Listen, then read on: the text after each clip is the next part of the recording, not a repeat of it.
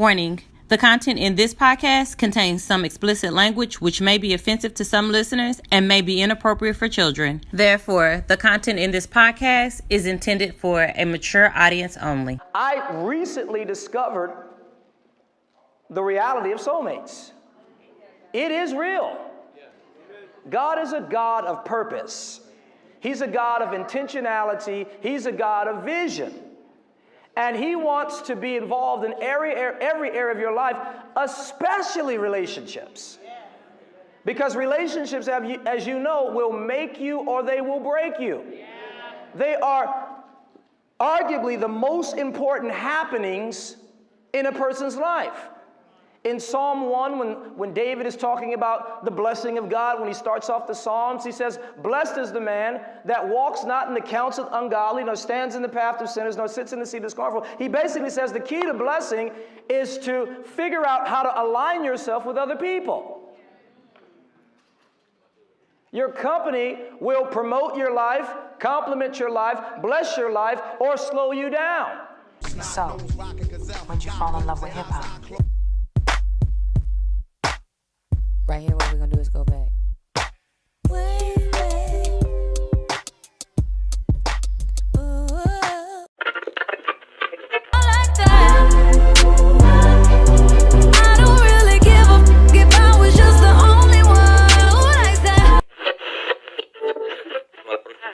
All right, so another podcast. This is episode 19? Yes. Episode 19. Yep. We just trucking along.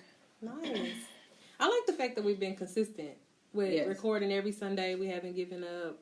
Even though we be feeling like it, because I think last night we all looked at each other tired, like, tomorrow ain't it? Tomorrow. Should we record? It's Super Bowl Sunday. I didn't know what to do. Yeah. We stuck with it, though. Yeah, yesterday was like a long day. It's going to be a challenge. It is. And then Capri was like, well, have we spent too much time with each other? Because I was thinking, I feel like it's Super Bowl Sunday, so, I mean, if y'all don't have nothing going on, I ain't got nothing going on, why can't we have something going on together? Because ain't nobody invited us nowhere. I'm just like, well, see, and I love, I'm actually growing to love, like, hanging out with y'all and spending time with y'all and being around y'all. So, like, I think about that when I think about, like, important stuff coming up, like when concerts and stuff come up. I'll be like, I wonder what Mika and Dante doing. Girl, we did. Yesterday was long, so we did our photo shoot. We did. How'd y'all feel about it? I can't wait to see the pictures. I can't either. Oh, I can't I'm excited. wait. It was cute. We were. I'm excited. It was cute. I can't wait. I think it was really good, though. I think it was really good, too. It was way longer than I thought. It was. But I appreciate that, though. But I'm glad he took time because, I'm not, again, like the photo type person. So I really appreciated him and his wife taking time. They made us feel really they made me feel comfortable enough to where somebody just rushing us like, just turn this way and we didn't have that many good pictures. I think once he edited them, I think we'll have a lot of good shots. Right. I think so too. Because I know like the way I was standing on the stair and how my body was turned, I appreciate the way they work with me too. Because I feel like awkward as shit. Like some of those poses. A lot of them. I know that y'all think I'm the comfortable one, but I'm awkward as shit in front of the camera too, because you didn't show it. You showed it. That's what I said. No, I was scrolling through my phone and that picture of you with your legs open popped up. And Dominique was right there. I said, I took that picture of Capri. I said, I was looking down at my phone, and the next thing I know, I said, oh my God. Like, I didn't even know when that happened. Girl, they was up there, that picture, but they was cute though. They were cute. I don't know. I will have to see what they look like, because for me, I'll be like, I think they turned out really cute because he was showing me like it. That was cute. From what I saw. Yeah. And that's Hardaway Productions, by the way.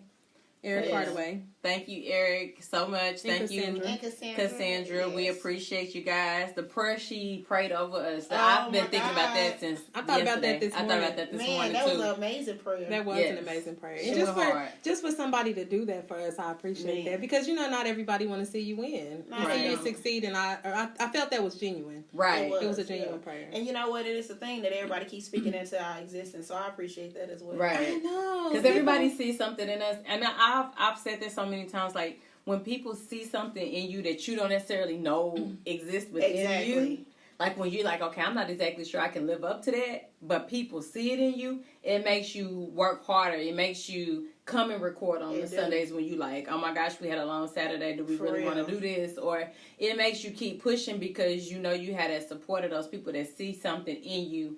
And I mean, I feel like that's God. Like I feel like God puts those people in your life in just little trinkets. Like I said, she didn't, nuggets. Right? She didn't have to come and say, you know, I feel like, you know, I want to pray that y'all have world travel and that y'all have, you know, y'all are in cities and y'all doing this. And I was just like, oh my gosh, like I woke up this morning in that energy, in that space. Like, God, if that's what you have for me or for us, period. Just for us as a group, if that's what you have for us, God, I just want to I want us to walk into it. Man. And embrace that. So like, I was so dope. I appreciate it. Yes, if I'd even take time out to even do a prayer, like, no. I was like, oh. She was like, before I leave y'all. Right. She was like, before I leave y'all, I need to pray. Yeah. Like, okay. That's what's up. And we got a new follower today because when I posted the pictures on Facebook and then I posted the episode, one of the girls, Shay, she was like, oh my God, where have this been all my life? She was like, I'm just now seeing this. Is that who followed us? She must have created a profile because somebody created a profile. That okay, that's possible. I'm not sure. But yeah, so we got a new follower. And she hadn't seen it, so. See, but once we get out, you know, since we're going to start expanding more on different platforms, I think maybe we'll get more followers because I know people having difficulties as far as listening to the SoundCloud without paying. So you guys just make sure you watch out, you know, for our different platforms. We'll be posting them as soon as we can. Yeah, I'm trying to get on more free platforms. Exactly. YouTube and stuff like that. And shout out to those who just continue to, if you pay for a SoundCloud membership, because my father, Jay Brown, said he had paid for a SoundCloud membership so he could continue to listen to us. And that's what's up. I appreciate that. Like, if you paid for a SoundCloud membership to listen to us, to continue to listen to us, we appreciate that because you didn't have to do that. You could have just been like, nah, I ain't paying for this. Because I might have been like, nah, I ain't paying for this. Listen to something else. Oh, it was nice. Right. So I appreciate that too. Like, that's priceless. That's priceless support. So we appreciate that too. So if you guys are paying for a membership and you guys are continuing to listen to us, if you've had to pay for a membership to continue to listen to us, we appreciate that too. Because again, like I said, that's priceless. That's not even something that, like, you know, I wouldn't even expect somebody to do that. So I appreciate that if that's something you've done. So, me too. Do you have any games for us today? I have no games for y'all today. I'm gonna let y'all get creative and start bringing games. What about you, Mika? No, Mika's our game person. I am the game person, but you know I didn't. Yeah, don't ask me today. Yesterday was so long. I literally had to I had to set an alarm this morning so I could get up and edit. And I hadn't listened to the podcast because I had a really long week. Like my week was crazy, and then like I went from work straight into like MochaTea stuff. So like when I would get off, like getting my nails done and getting my hair done and stuff like that. When I had the time in the afternoon, in the evenings, that's what I was doing this week. So this morning, I got up and listened to the entire podcast before, you know, I went in, edited, and then, you know, posted the stuff. But, like, I didn't have a time to think about that. And then, like, I laid down afterwards and took a nap. Because I was like, I'm still sleepy. I'm telling you, I did not. And all week it was the same thing. I was working overtime and every day, like Thursday, Friday. You know, it was just like I had to get something done Wednesday, Thursday, Friday. And then Saturday it was like long. Ooh, it was a long week. Yeah, that's how it was. And I still didn't get no sleep yesterday. Right. So it was like, girl, I went on my mama's house after. You heard me? I went on my mama's house after church, baby. I kicked that recliner up. All of a sudden I woke up. My mama was covering me up. She was like, girl, just get some sleep. I know you tired. That's a good mama. That's so girl, sweet. She was. You know, I was tired.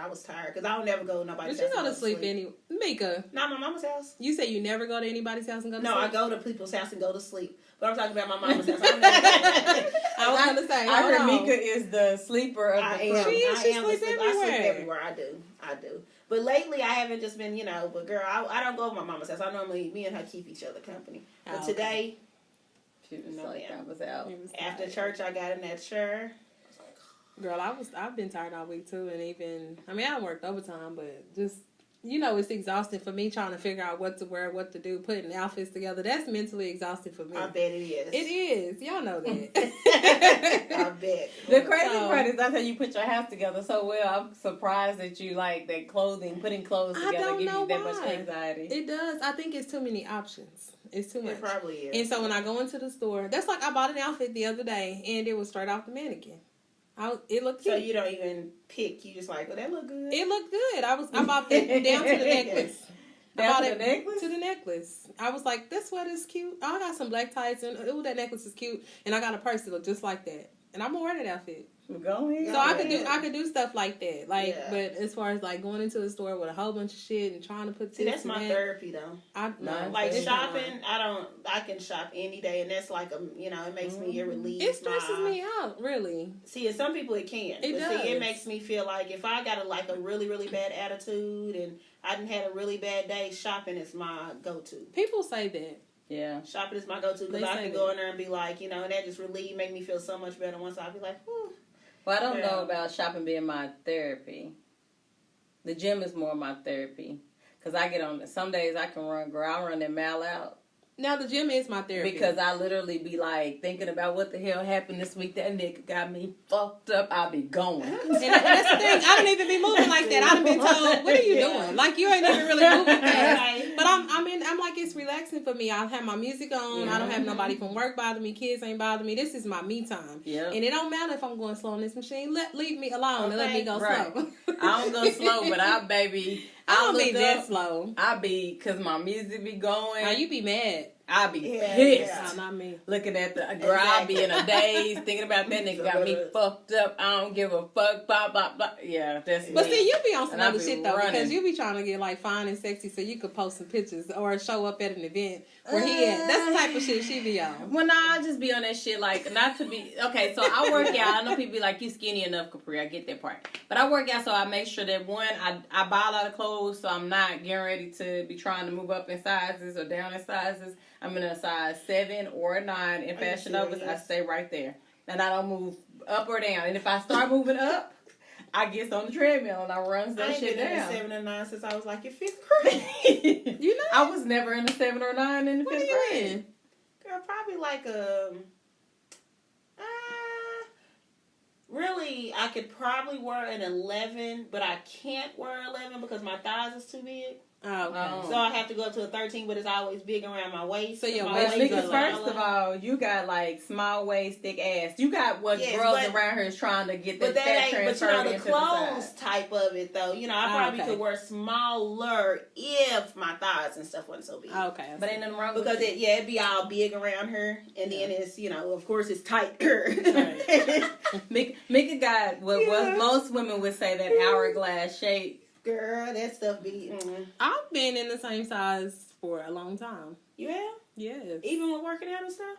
Yeah. Like it never changed? No, so the thing is, because I'm like her, I won't go up in size. So if my 14s if they start feeling a little snug, then I'll eat some salads and I'll work out a little harder. I really would. And drink more water. I watch what I eat. Okay. But then they'll start feeling kind of loose and comfortable or whatever. But it's and some 12s. I range between the 12 and 14. But I will not go past a 14 period. Okay. Yeah, I'm like that. My limit is a 9. Because mine, even 11, 13, you know how they say 11, 13, and that's just kind of, if they had like a 12 that fit good all the time, but you can't really find 12s too many places. Right. Shit, yes you can. I don't find you must shop in the junior. Where I shop then. Right. Yeah, because you probably shop it in the juniors. Because 11, 13 is junior. See, first of all, I'm in the women's. First of all. Me and Mika forever young. I'm still in junior. Y'all talking about 11, 13, all this. Girl, no. Me and Mika ain't more. I'm still in junior. No, I'm like 12. Okay. 14, See, I was gonna say because I guess in juniors they don't have 12s. It's 15. Exactly. Yeah, 11, 13. 11, 13, and 15, and I cannot fit a 15. 11, 13 is still iffy because it's big around my waist.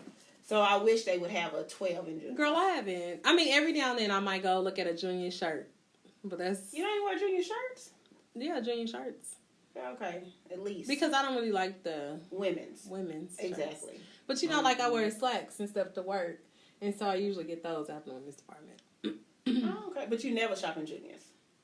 Not really. Depends on where I'm. No. Girl, I shop in Junior's all the time. Forever 21 is one of my favorites. I don't like Forever 21. Girl, I love Forever I guess at Dillard's.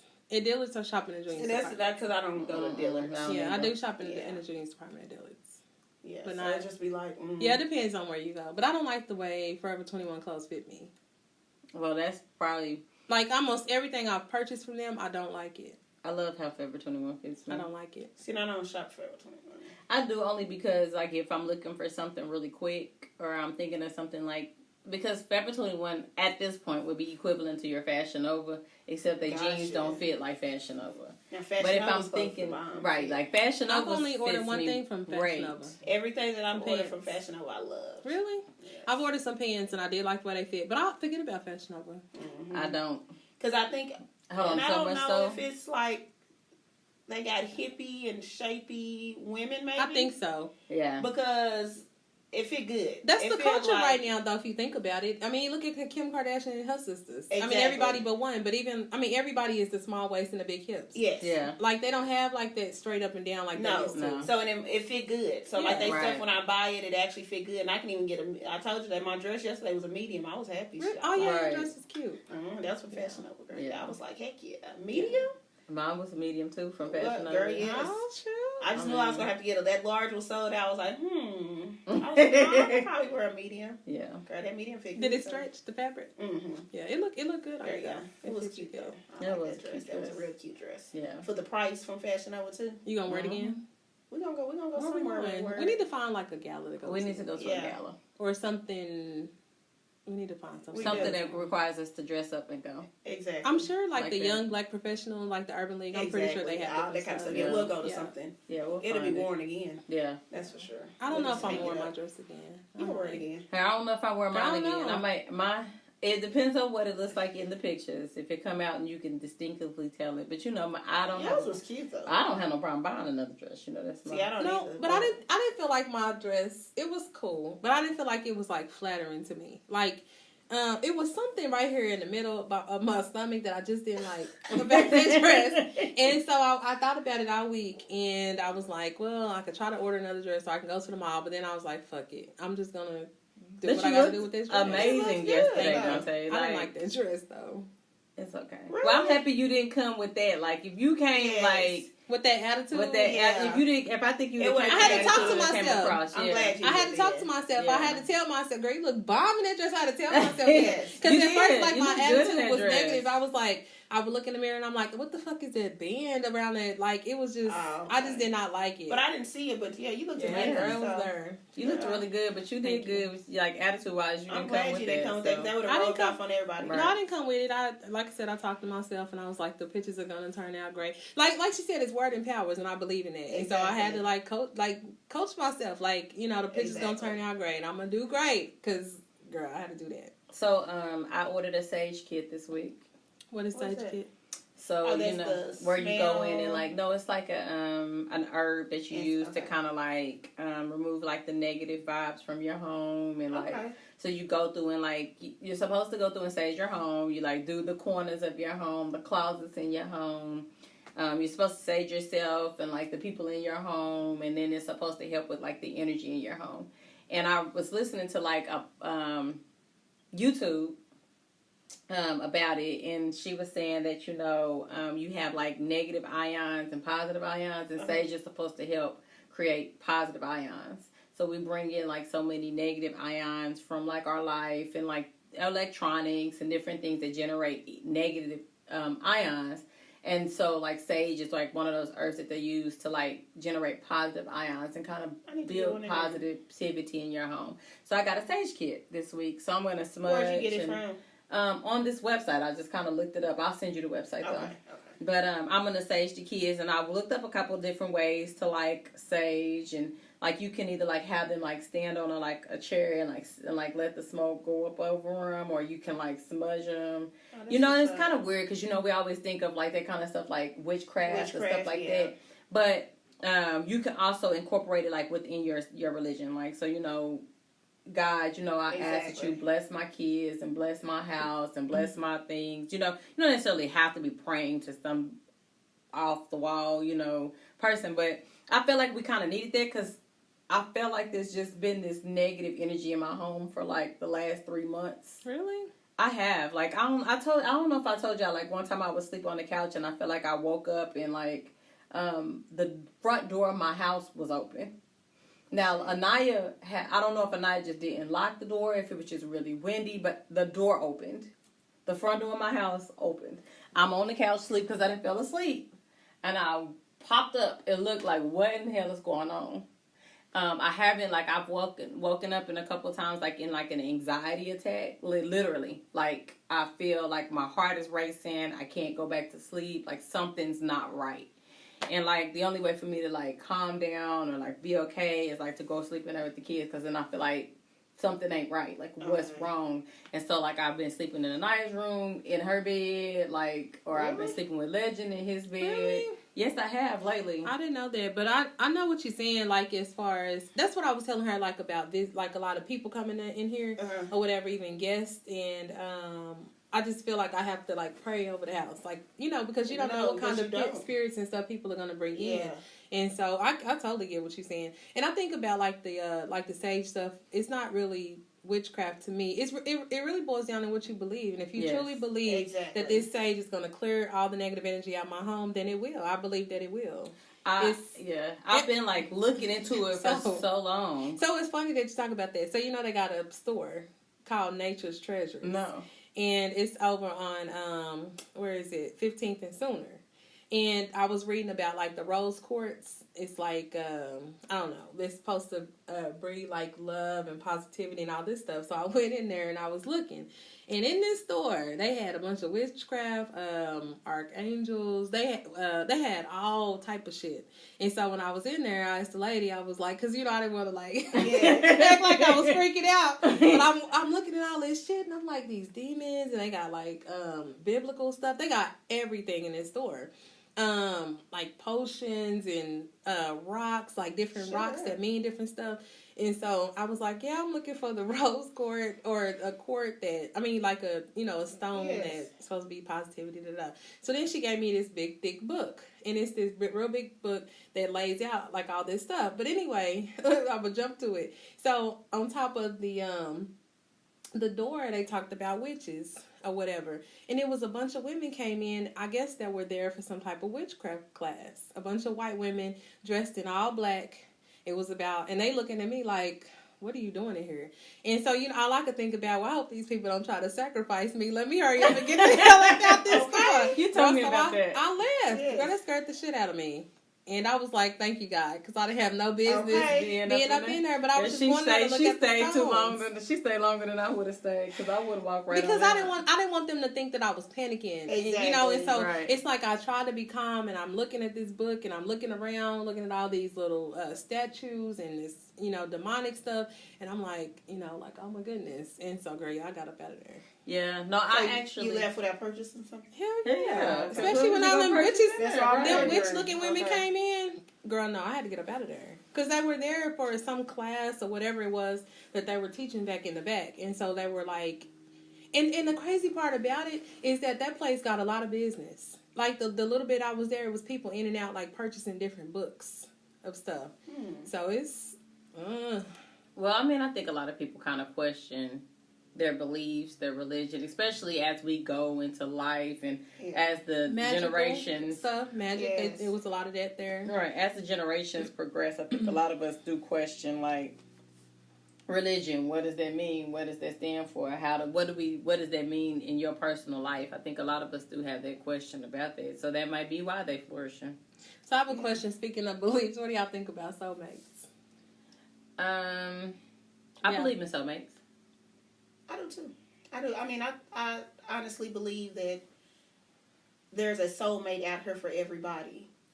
I think you would at least have, somebody that, that you truly have that connection with, and you have no other connection outside of that type of connection that you have with that person. I believe. So you think you only have a connection with one person? Because, like, I was watching this video and he talked about that, about the chemistry. You have chemistry with a lot of. He's like, you might have chemistry with your wife and go down the street and have chemistry with the woman down the street. But he was like, it's more to it. Exactly. And then he talked about connection. But you can you don't think you can? I think you can have a connection with more than one person. No, but a connection is different. I think it's a connection just with somebody that you be like, oh, he's cool, versus your soulmate. I think your soulmate put this feeling in you that nobody else does. Nobody else can make you feel, because I've had that feel like, and I honestly think, I think everybody has a soulmate.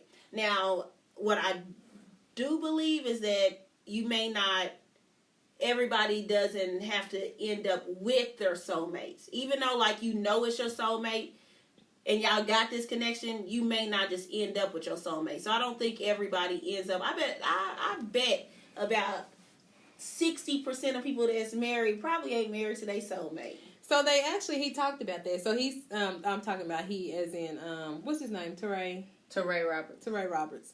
And he said that there's two different types of relationships. There's two types of relationships. One that man put together and one that God put together. And he talked about that. He was like, it's a lot of relationships out here that man is putting together, and that's why it's not even working, because man put it together. But why, if it's your soulmate, why don't you work with your soulmate? I think if it's your soulmate, I think we can have more than one soulmate. See, and I don't know that. I don't know if I believe that. I say that because I feel like you can have a soulmate connection with someone who may not necessarily be your soulmate. Okay, do you believe you can have a soulmate of the opposite sex, like a friend, like a best friend? They're your soulmate, but not. Yeah, and y'all just don't end up together because we're best friends, like female, like. To be honest, it's like I've told Dante before, like I feel like she's like my soulmate. Like I feel like sometimes like we connect on a level that gives me like the kind of friendship that allows my soul to feel like it's free. Like I can be in a space with her that not necessarily a sexual relationship. Yeah. Not necessarily that. Not that, but I don't think that's where, I don't think soulmates are limited to just a relationship like male and female. I think that you can have soulmate relationships with people who are of the same sex or who are like your friends or like your best friends. Like, you know, we get each other. We are able to, you know, connect on a level that other people don't understand. Like, I think that sometimes you can have that with your friends as well. I'm pretty sure. I'm pretty sure, definitely with your, you know, now that you say it that way, what I consider soulmate, you'd be like, no, that's just the one I tell everything. When it's really your soulmate, you don't even realize it. I mean, because you think a soulmate have to be the opposite sex. They have to be, you know, like a man or whatever. So. Yes. That's what I said. I think you can have more than one soulmate. Like, so I say that because I feel like me and Irvin were soulmates. And I feel like that because it was times like when we were like our souls like connected on a different level of like how things were.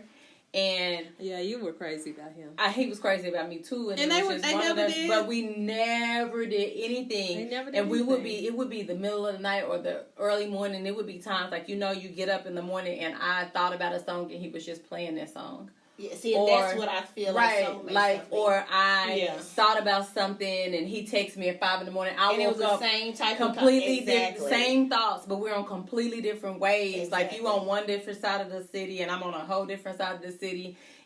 But we never ever came together. And it's just, I think that sometimes life kind of puts you in these spaces where you can't really necessarily be with a person. And it could have been that because he was in a relationship. He was in a relationship. And it could be he was in that man-made relationship and not the soul relationship. It's true. Right. Because I just feel like a lot of people don't end up with their soulmates. I mean, they can say all they want to, but I bet, you know, in the back of their mind, they be like, you know, well, so-and-so, you know, I used to be in love with, you know, but they end up with somebody else. And it could. Right. Yeah. Like, you know what I'm saying? It's just like, but sometimes you have to think about it like this. I think sometimes marriages are businesses, and is your soulmate a proper person to be in the midst of that business? Exactly. And I think it can be, though. Depends on your soulmate. No, I don't think that marriage started off as a business. I think it ends up that way, depending on if they're your soulmate or not. If they're not your soulmate, y'all together because y'all done acquired so much stuff, kids, and it becomes that. Right. But I think that you could have. I think that there's a facet of it that's there, regardless of if they're your soulmate or not. Like, I think that there's still a part of you as that becomes a business relationship with a marriage. Yeah. Because there's so much involved in marriages, so much that you have to be on a different level. And so I don't know, what if you have your soulmate and my soulmate just can't be in that, like I'm leveled up to like all the way up here, and my soulmate can never meet that. Exactly. Meet that. Like, what and I happens can't to that see point? myself with you because I don't feel like maturely, you know what I'm saying? Yeah, we connect at a different level, and you touch me, and it's like I melt. And, you know, when I look at you, I look at, you know what I'm saying? It's like a connection we have that'd be like, it'd be amazing. But me and you ain't even on the same maturity level. But that's when you're like stuck. You're like stuck in between. No, that's when you just don't be with your soulmate. You be like, it's nice. But see, some people don't though. They put their dreams on hold because they rather have that feeling. They rather be with their soulmate. So it's like, what are you gonna do? Are you gonna chase your dreams because y'all on two different levels, or I don't feel like I'm gonna get this feeling anywhere else, so I'm going to stick in this situation? But then I think a lot of people have chosen to pick being able to chase their dreams and then having someone who can pair with them to chase that dream with them, who's even on that level, even though it's not their soulmate. Exactly. So that's why I don't think a lot of people are married to their soulmate simply because your soulmate may not necessarily match you in regards to your level of ambition, your level of drive, where you want to be in life. That's true. And because your soulmate might not be that person that gets you there, then someone else has to help facilitate getting you there.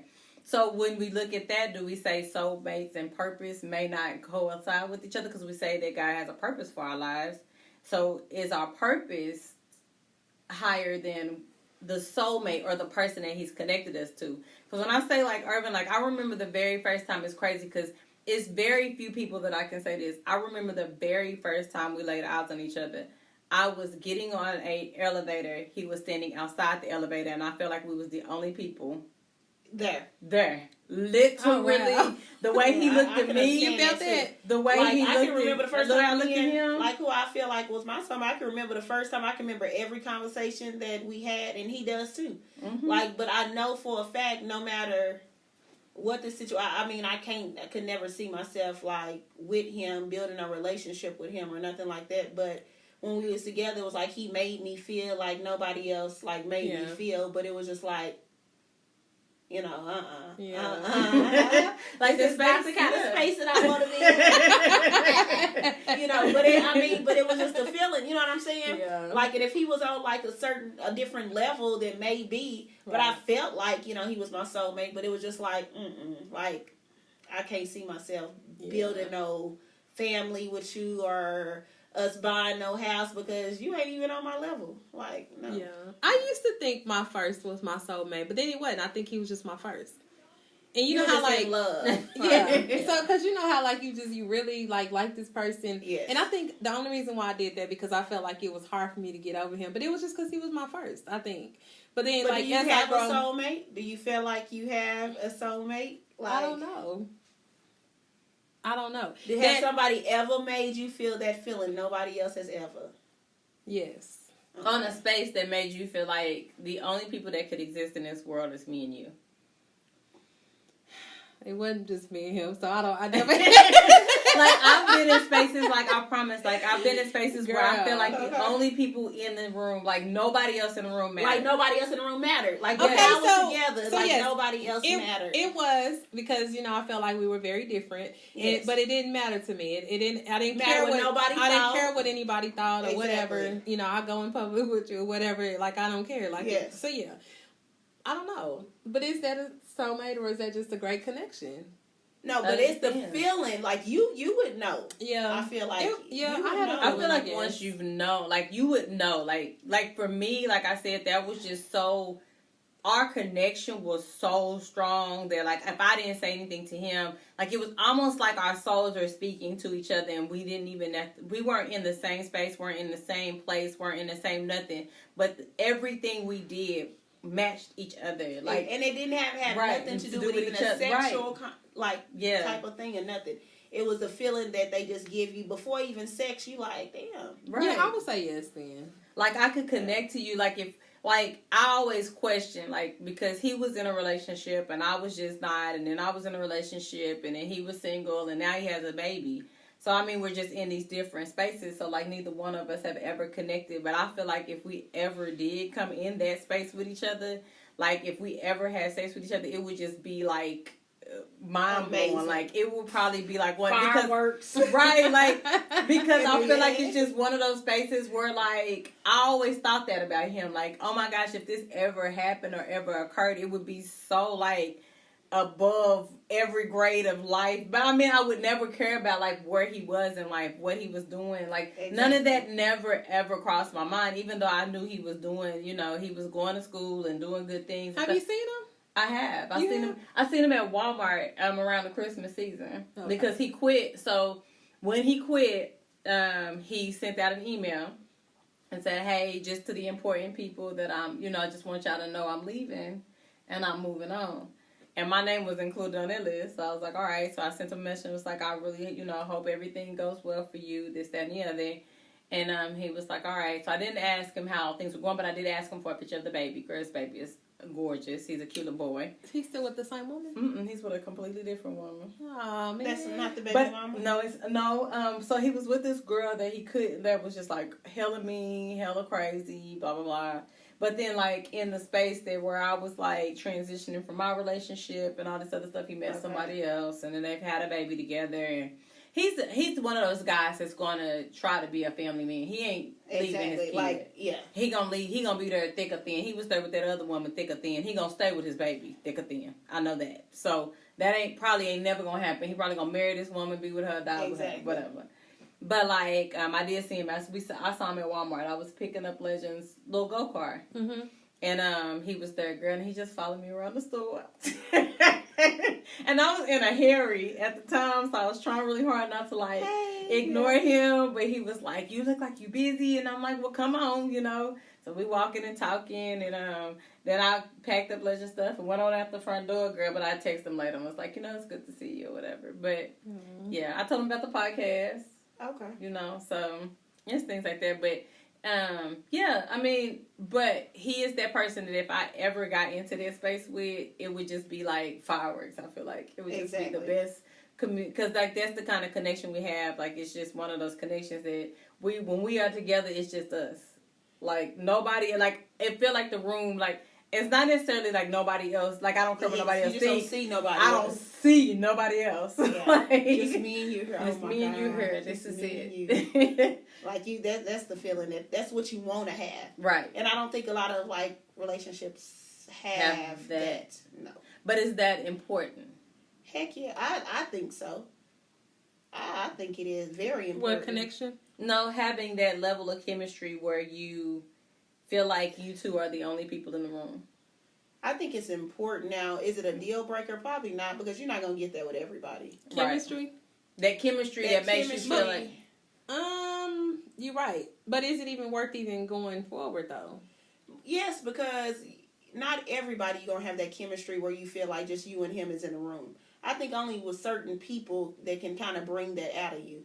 I think long as y'all have some type of chemistry on a decent level, it's cool. Right. But I don't think everybody's going to make you feel like it's 50 more people in the room, and I feel like I'm sitting here. It's just me. I don't think everybody's going to give you that connection. I think a special somebody. I think your soulmate will give you that connection that makes you feel like in this room, 50 other people are here. Yes. But everybody else disappears when I'm in here with you. And I think the crazy part is we've been raised on, like, these fairy tale, like, thoughts that that's how love is supposed to be. But I do think that you can be in a space with someone where you love them, you care for them. We're not necessarily, you know, I recognize the other 50 people in the room. Exactly. But, you know, we have chemistry on a space where, that, you know, we are attracted to each other and we're good. Like, because that's how a lot of marriages is still, right? You know what I'm saying? Yeah. Like, you know what I'm saying? I love you. I know it's other people in her, but I truly, genuinely love you. Right. You know, outside of it all, you know, it may not be your soulmate, but, you know, it's the other qualities that you look at and you go with, and it is what it is, you know. So do you think that when people are with their soulmates, they actually, like, since I wonder if that's that space that makes you never see another man or another woman in the room? Because whenever y'all are there, it's just y'all. Exactly. And so that puts you in that space where you never have to worry if he sees this other woman or if he sees this other man because you're so zoned and so in love with the thing in front of you that you don't see anything else around you. I think that some men can make you feel that way. I do. I really do. I really do. I do too. Like, this is the best thing. I don't care if the finest man in the world walk by right now. This is the best thing. Me. I mean, you might find him attractive because you're human and you're gonna look, but you're not even gonna be interested in even entertaining that or even want his number or anything. You're like, he's fine, but that's it. That's as far as it's gonna go. Right. But men do the same thing. I think they can have the best woman at home, be in love, but if they see something bad walk by, damn, she bad, but they're still focused on what's at home. Right. Exactly. So what if maybe that's not necessarily my soulmate, but I have a level of loyalty, because I do, like we say, loyalty. I think loyalty will keep you in that space of, damn, she fine. Damn, he fine. Oh, shit, he look good. But makes you think about what you have to lose. Yes, and I mean, that's probably, the main thing, you know, especially being with somebody locked up. Because all I have is to depend on at this point is my, you know, our loyalty. Yeah. Because that's what I feel like, you know what I'm saying? Like, now, my loyalty runs deep, you know, especially in a marriage, you know what I'm saying? When it comes to marriage-wise, you know, my loyalty run deep. So, in this space that we have, you know, all I can know is think about, like, you know, well, shit, he never left me, you know, now being locked up, I don't know who's to say, you know, but just the simple fact, us being relationship-wise, period, you know what I'm saying? I feel like we had some type of loyalty to each other. Yeah. You know what I'm saying? Where, you know, I didn't worry, you know, about what he was going to do. You know what I'm saying? We just was loyal to each other. So I feel like that runs, like, loyalty runs deep in that situation, no matter what. Yeah. Right. You know, it's just like, you know, well, shit. We'll figure this out. We'll have to, yeah. Right. You know, we're going to try to anyway. And if all else fails, you know what I'm saying, it's my loyalty still run deep. You know what I'm saying? For you, I still got your back, and hopefully you still got mine. You know, if all else fails, because, I mean, you know. So when we talk about the soulmate thing with Toure Roberts, he had like 5 different points on his soulmate thing. And he talks about his whole, like, he has a whole series. If you guys ever get a chance, go on YouTube, look it up. Toure Roberts. It's a great, like, thing to listen to, like, if you're single, even if you're in a relationship, because I've sent that to people who are in relationships, because I feel like you need to it helps you kind of reevaluate, like, your relationship and where you at. And, like, he got 5 different points of why you feel like this person, like, what makes you think this person is your, like, soulmate. And he talks about, most of it is his experience or his meeting with Sarah Jakes, who is T.D. Jakes' daughter. And so we talked about, you know, younger women dating older men or older men dating younger women. Well, Sarah Jakes is 25, 26 maybe-ish. And she's that young right now?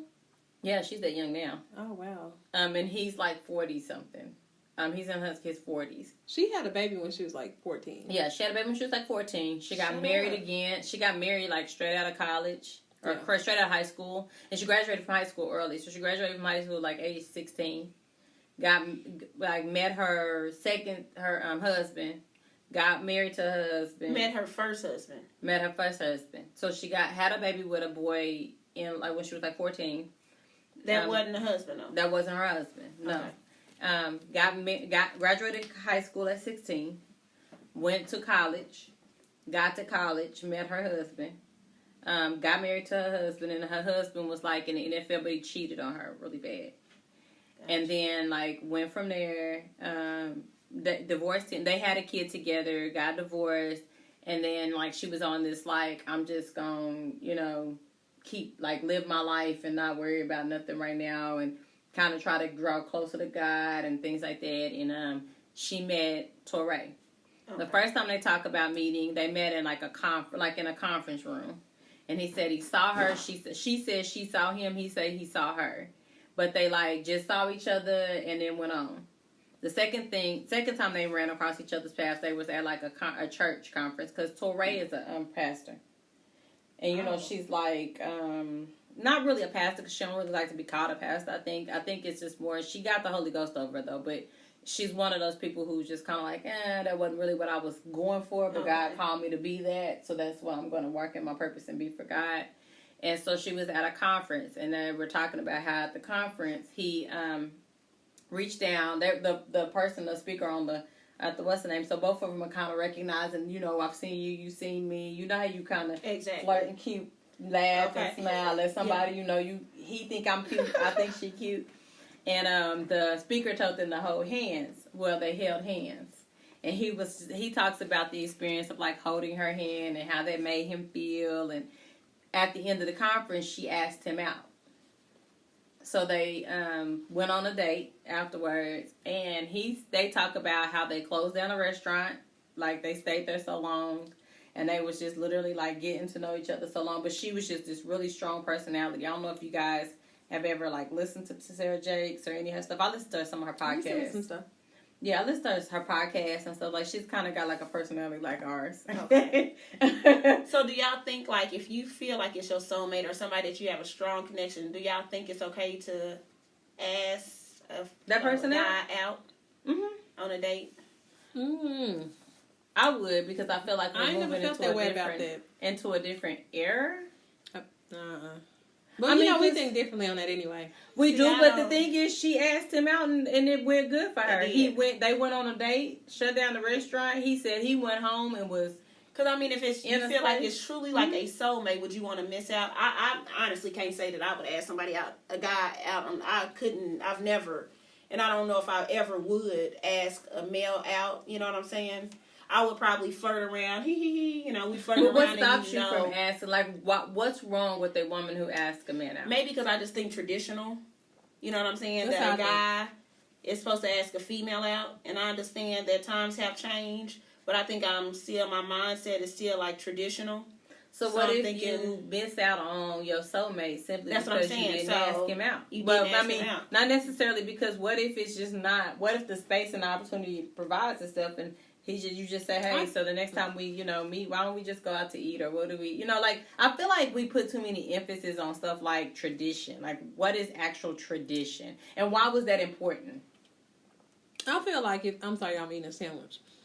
I feel like if we have a connection like that, he need to have the same connection. And so if you feel that way. If we really soulmates and you feeling the way I'm feeling, and you need to ask me out. If you can sense what's in my brain, like, dang, I wish you would ask me out, then you need to ask me out. Exactly. But what if that's not what you sense? What if you sense that I have a connection with her, she has a connection with me, this is a different connection?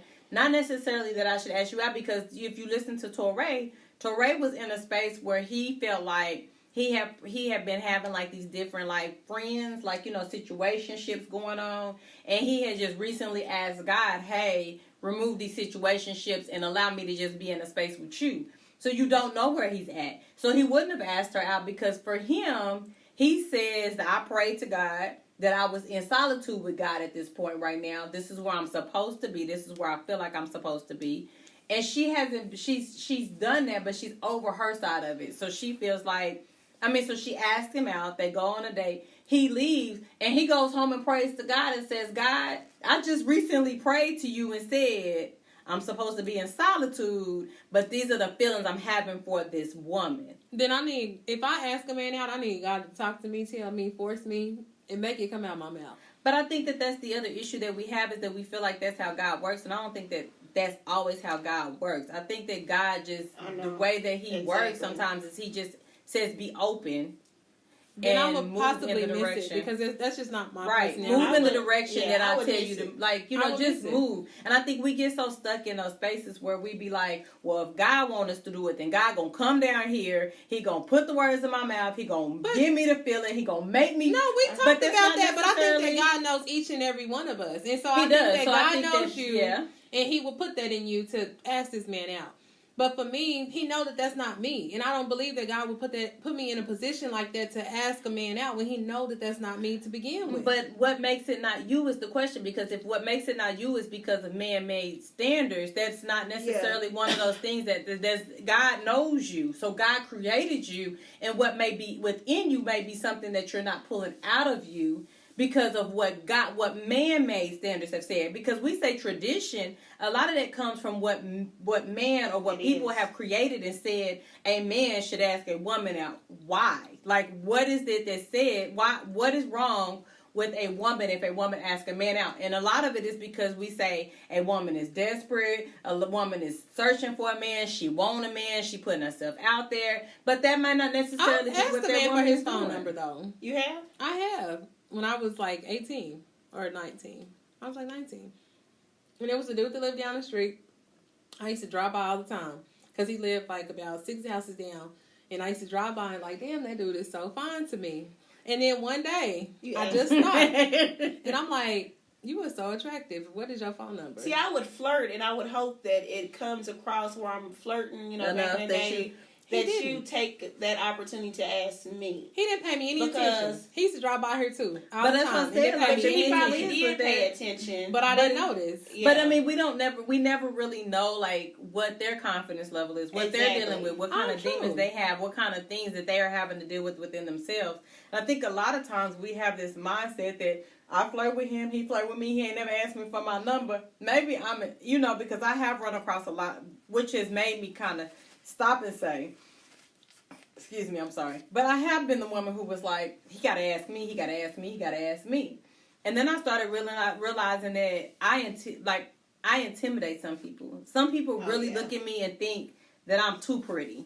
Or like if they ask me for something, then I might shoot them down. Or I might not necessarily give them or respond to them the way that they want to be responded to. And so I had to start being like, okay, well, maybe it wouldn't be anything wrong with me saying, so what's your name? Like, what's your number? How are you? Like, it's not me giving me or throwing myself at a person, because that's the misconception of it.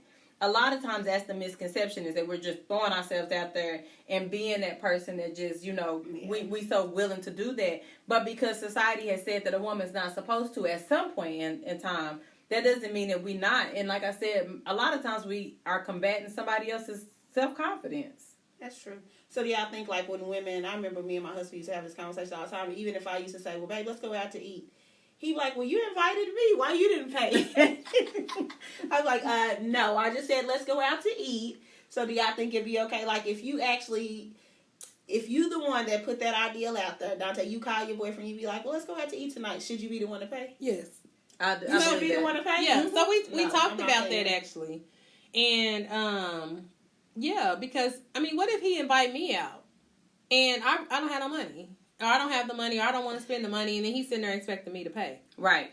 So I don't think that's right. If it's your idea for you to go out, then you need to be the person. So? I believe that. I feel like that because I feel like I feel like if I ask you out to go eat, or you say yes, and we get there, what if you spending your gas money? I don't want to be that person, right? What if you don't have that money, and I'm having that expectation that you would have that but I've never thought that. Girl, I used to be like, yeah, because I was hungry. I asked you, you gonna pay?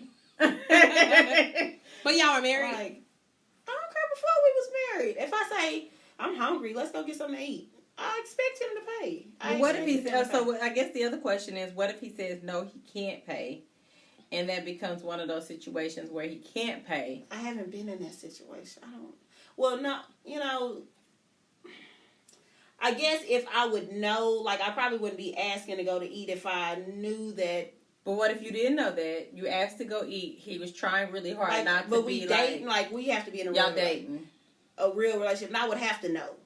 I think I would have, I would know because. But if you're dating somebody, you don't really know their financial situation. But if we dating, like, I don't know if I would ask them out to eat then. Like, let's go grab something to eat. I mean, I have, like, asked people out to eat. But if I ask you out to eat, then I'm going to cover it. See, that's what's up. That's nice. how, and we had that conversation because he struggled with that, for a while. And I said, look, if I ask you to go out to eat, hey, let's go do this, I'm going to pay for it.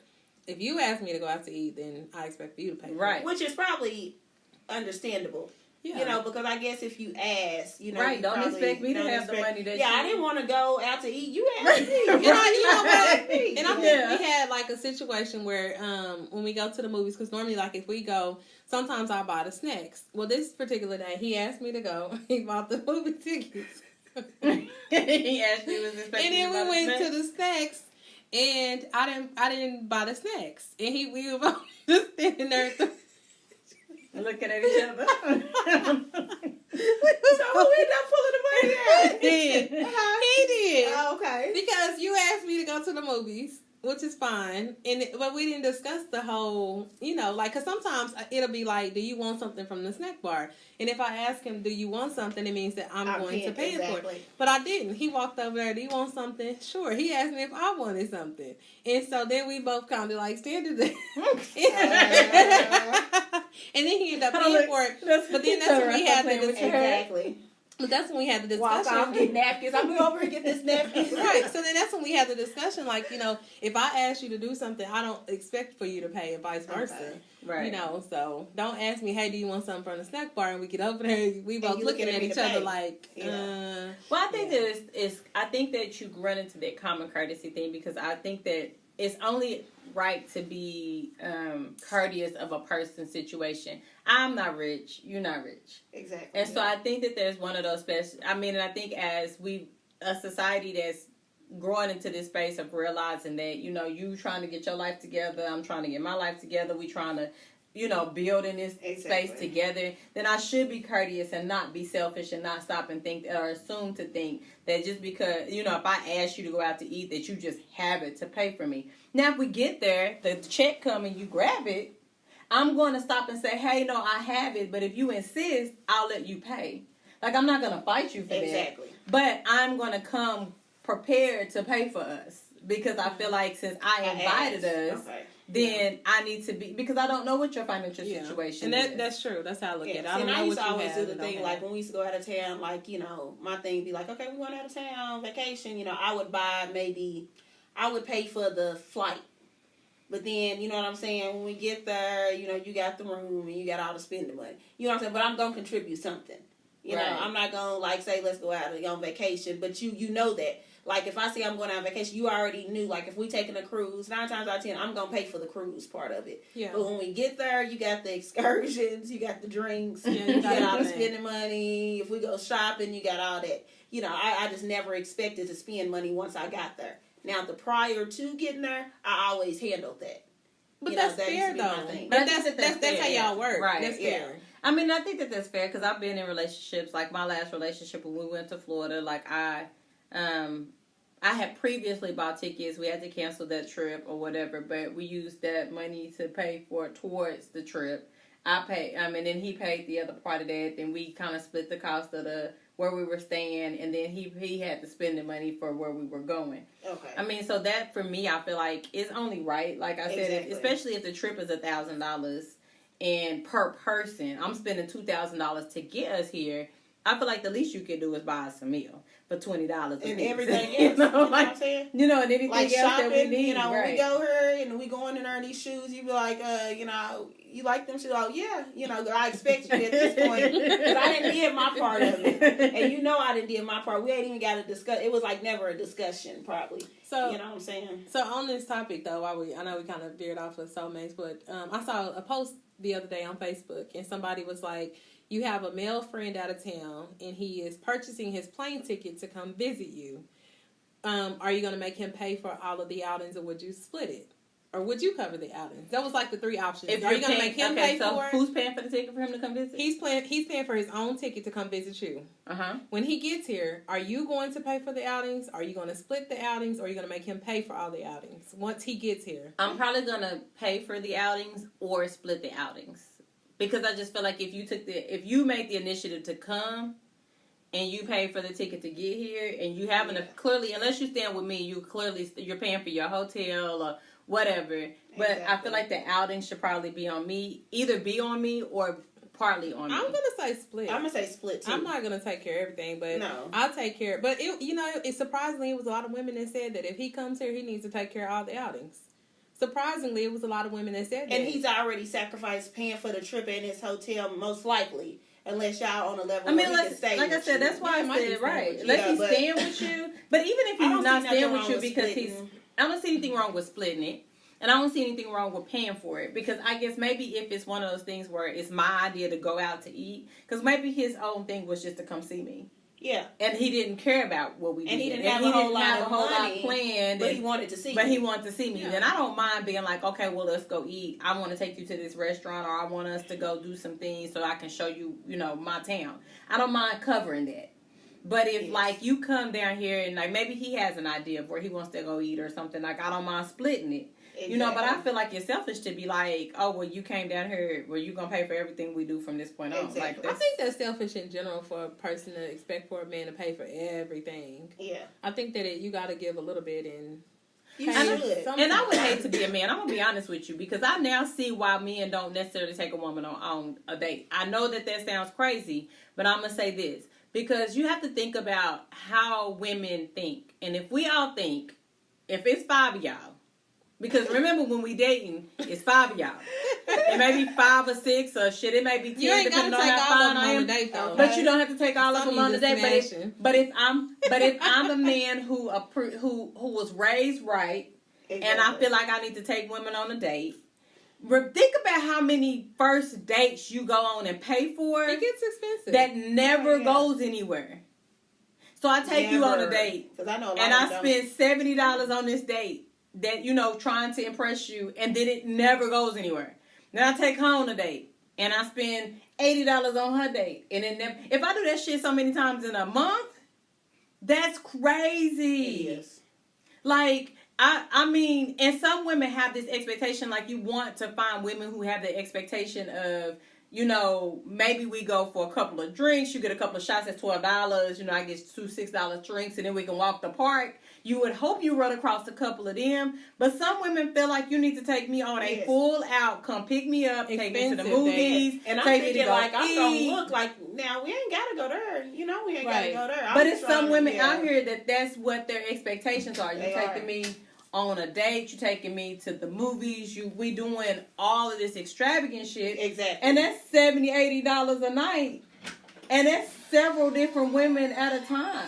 Now, granted, I know that I shouldn't be in a space where I feel bad for that man. But I do. If you're a man, I feel bad for you because I feel like, damn, if you got to budget that into your monthly income every month.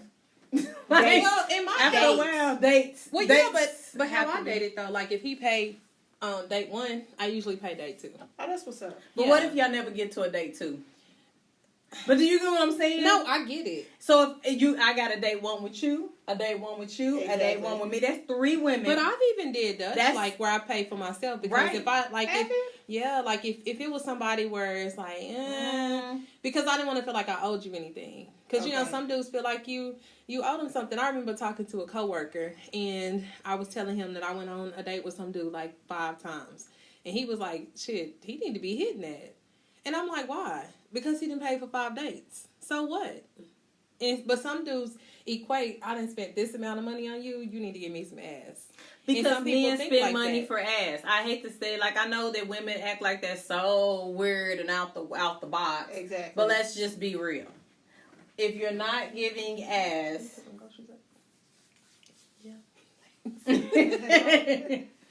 Your son's been here all day. Okay, we recording, baby. Hold on. I'm doing this much for you. I'm going to get something out of this. And most of them do that much. Okay, so men equate how much they have to do for a woman to get her ass. Some of them only got to do a date. Some of them only got to do 1 date and they get your ass. It depends on how expensive the date. If it's an expensive date, I need some ass at the end of the night. Are you serious? But some of them, a lot of men think like that. Yes. I'm doing this only because I want something. Most men come into and if I ain't never got to take you out, that's why you get those ones that you can just come chill in my house. Netflix and chill. If I ain't never got to take you out. I ain't even got to buy you nothing to eat. You hear me? We Netflix and chill. Hopefully she ate before she got here. Because Netflix and chill don't start till 10.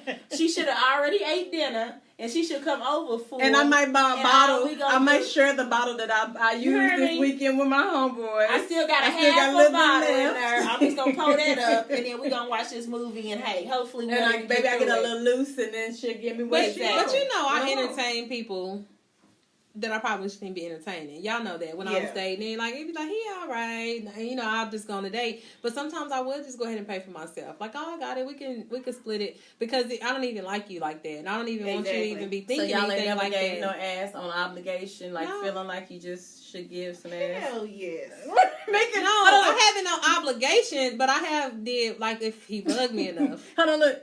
Oh, that's what I'm talking about. Some people is that different? And bugging you.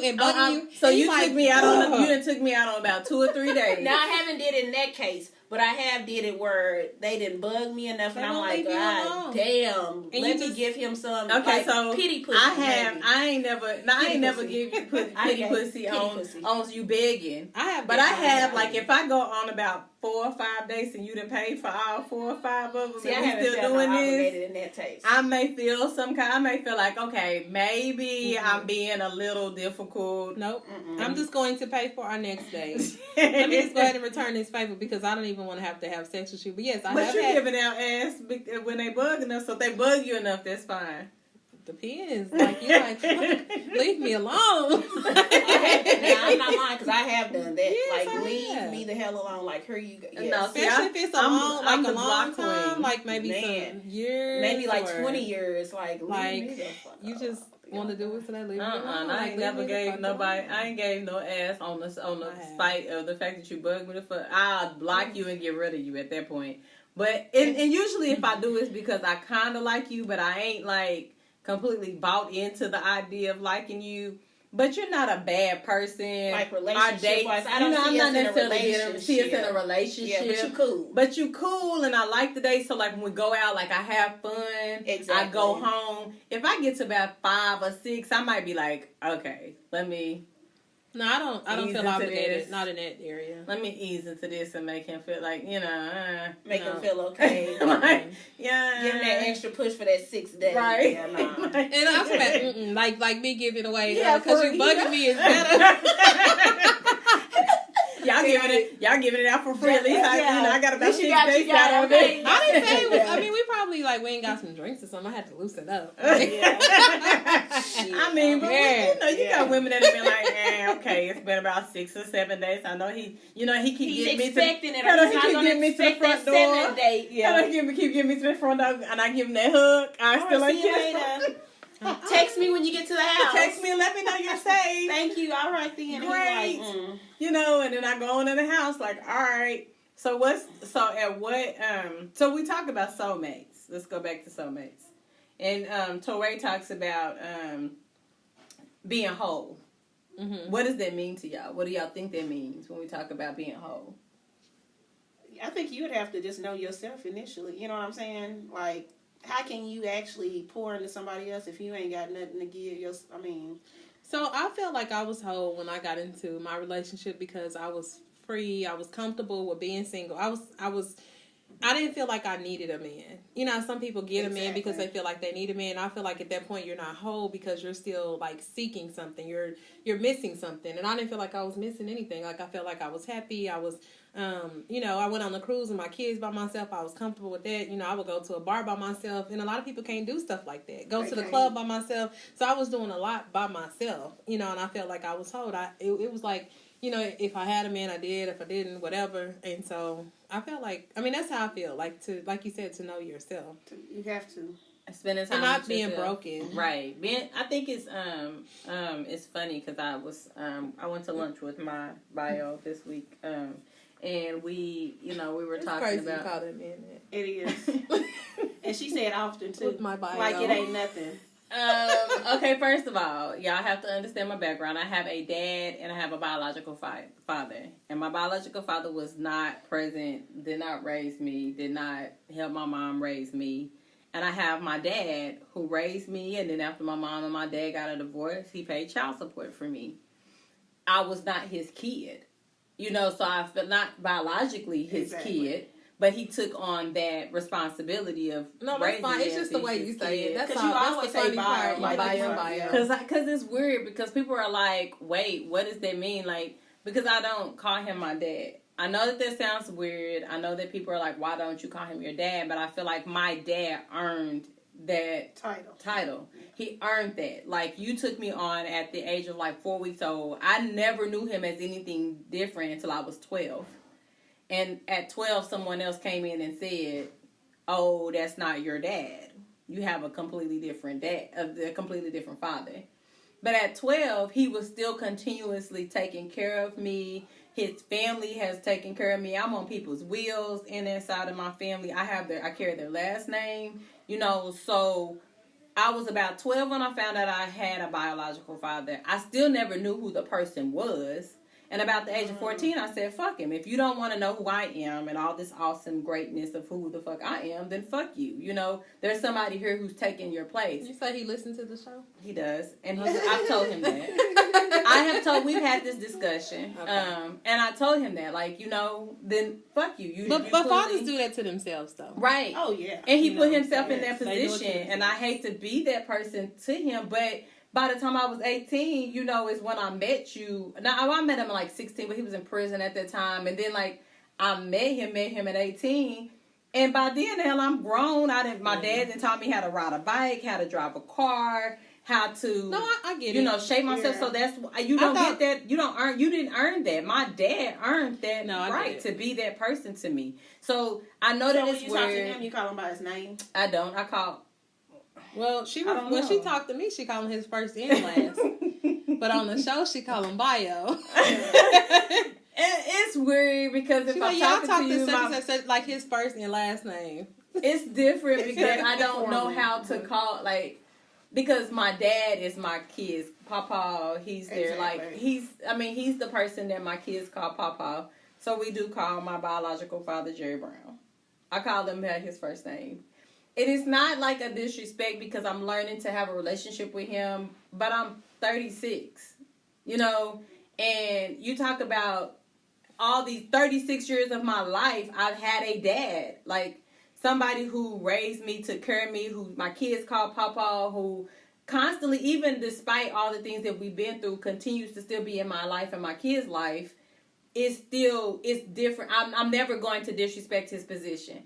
I give stepfathers, and I always say that, the most highest respect to that because you took on something you didn't have to. And after my mom and my dad divorced, he could have said, fuck you, you're not my kid. I don't owe you anything. You know, everything that I did for you was because I was with your mama, and he still didn't do that to me. So he gets that respect from me, and I know I call him my bio, y'all. It's weird. It's how I cope in my life with it. And he's not my dad though, you know, and he said that before a couple of times, you know, he understands that we're building a relationship now. My kids know who he is, you know, when I talk to my kids about him, but we've had struggles even in the relationship that I've had with him now. It's a lot better now, but that's with age. He's learning how to be a parent, and that's, you know, something that he's learning late in his life, and I give him respect for that because he could have said, fuck it, shit. I mean, You got a daddy, be with the man that you call your daddy, you know, and he's learned to love me despite that, and he still learned to accept that part of me, even though it may hurt him part of who he is, because that is hard to look and say, well, my child has somebody else they call daddy. Yeah, but like I said, men do that to themselves. And he did. So you got to look at that long term. How's it going to look long term when you're being a deadbeat to your kids? Right. I mean, like my dad, like my kids, like Devin thought that my dad was my uncle. And I don't know if it's because he don't live here. I know, it's weird. He was like, I thought that he was your uncle. And I was like, no, honey, that's my dad. But they call him Pawpaw Danny.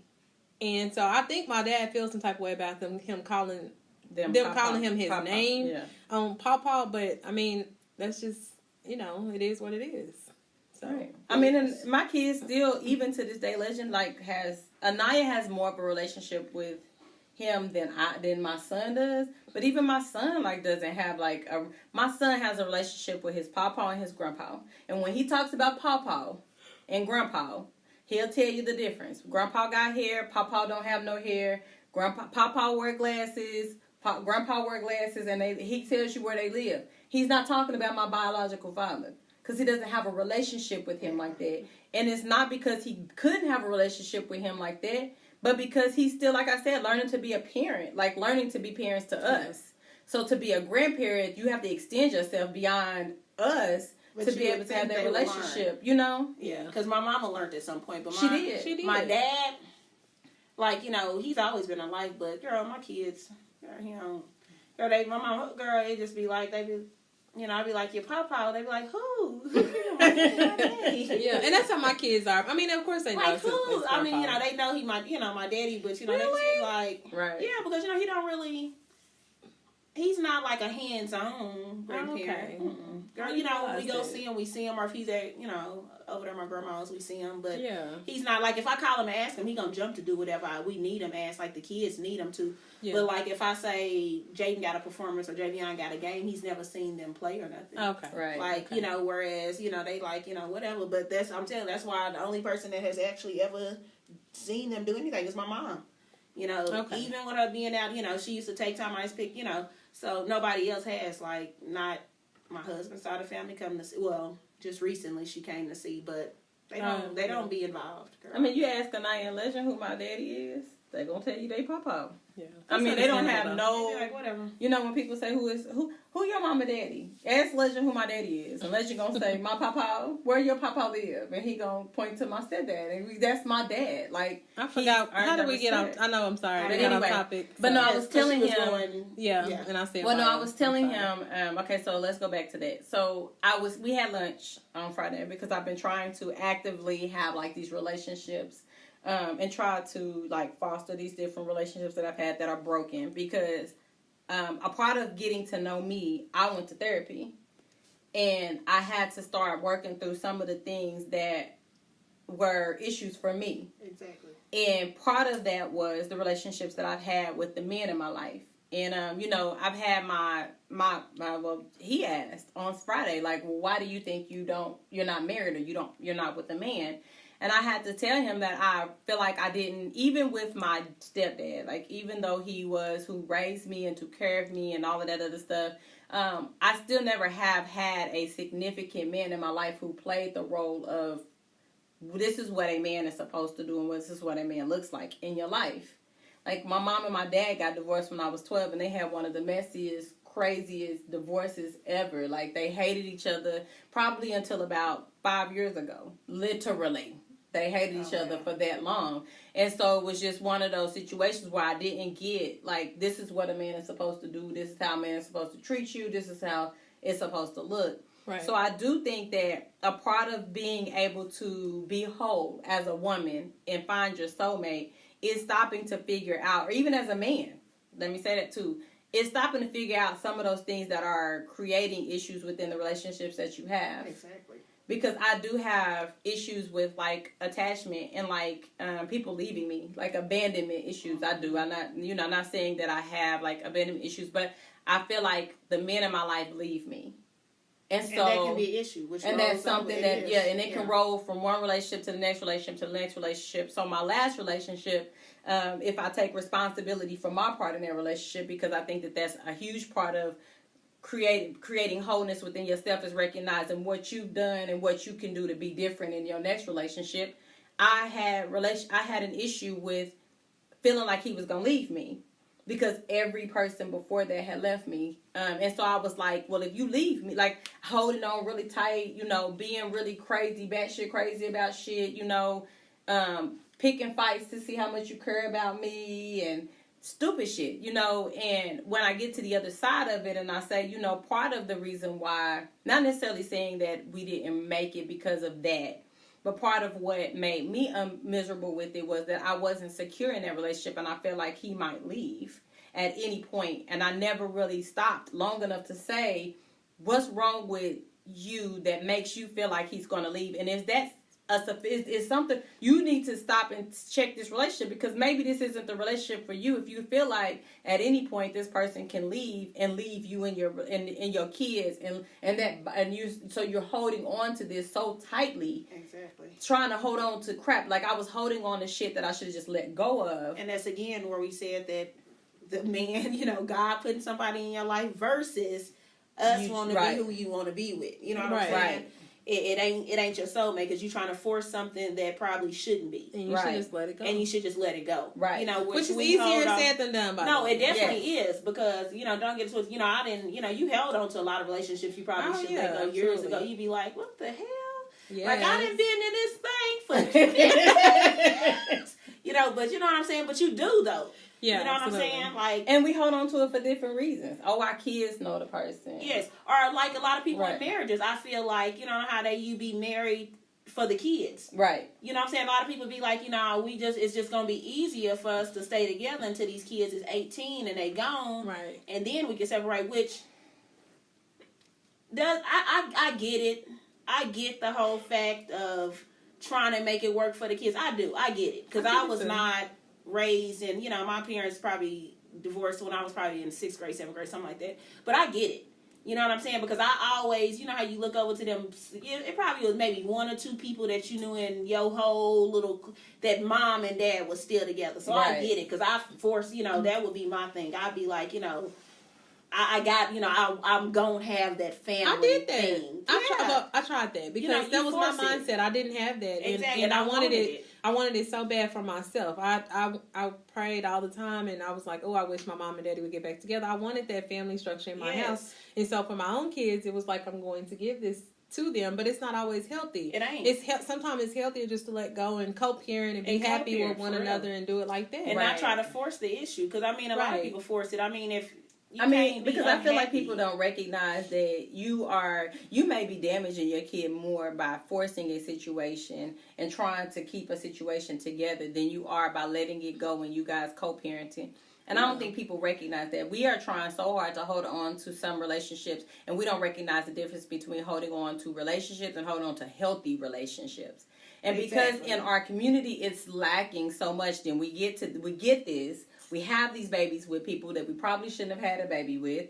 And then we feel like we're supposed to force this relationship with these people were not created for us and don't have our best interests at heart, talk bad to us, mistreat us, treat us crazy. And we trying so hard to make it work. But what are we showing our kids? That people are supposed to talk crazy to you, mistreat you, and talk bad to you? Because you got to remember that you are the example of what they are seeing. And so if that's the relationship that they see, then you can't be mad if they duplicate that in their life. That's true. And I think another problem too within our communities, we have babies too early with people that we really don't even know. Exactly. Yes. And we having babies with people out of the lust stage. Yes. We in lust and we're like, oh, he never gonna leave me. And then by the time you get to know him, you pregnant or you got a baby, and you're like, well, damn. Soulmate. It was that feeling for the moment. Right. It's the feeling for the moment. But that's the thing. Like even with the soulmate thing, it's like how do you know? But you know. But I think with the soulmate, it don't leave you. It don't go away. But lust, it will. After a few months, you like, this ain't it. So we've been saying 6 months is about the time when people start showing their true colors.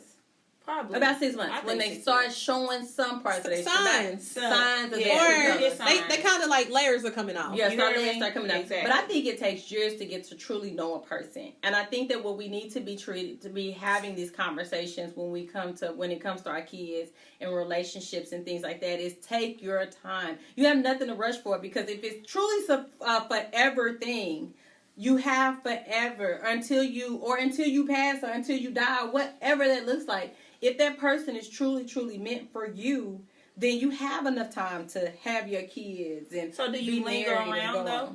Do you just shack up with them? them? Okay, so then that's the thing. 10 years in, you like, and he like, yeah, I'm still not ready for this. But then you have to stop and ask yourself if, again, we said soulmates may not necessarily be who you need to end up with. So you may so somebody else may come into that picture who has a better mindset, who recognizes that marriage is what you need and deserve, and that's what you need to do. But then do you link up with who you want to be with versus who God wants you to be with? You know what I'm saying?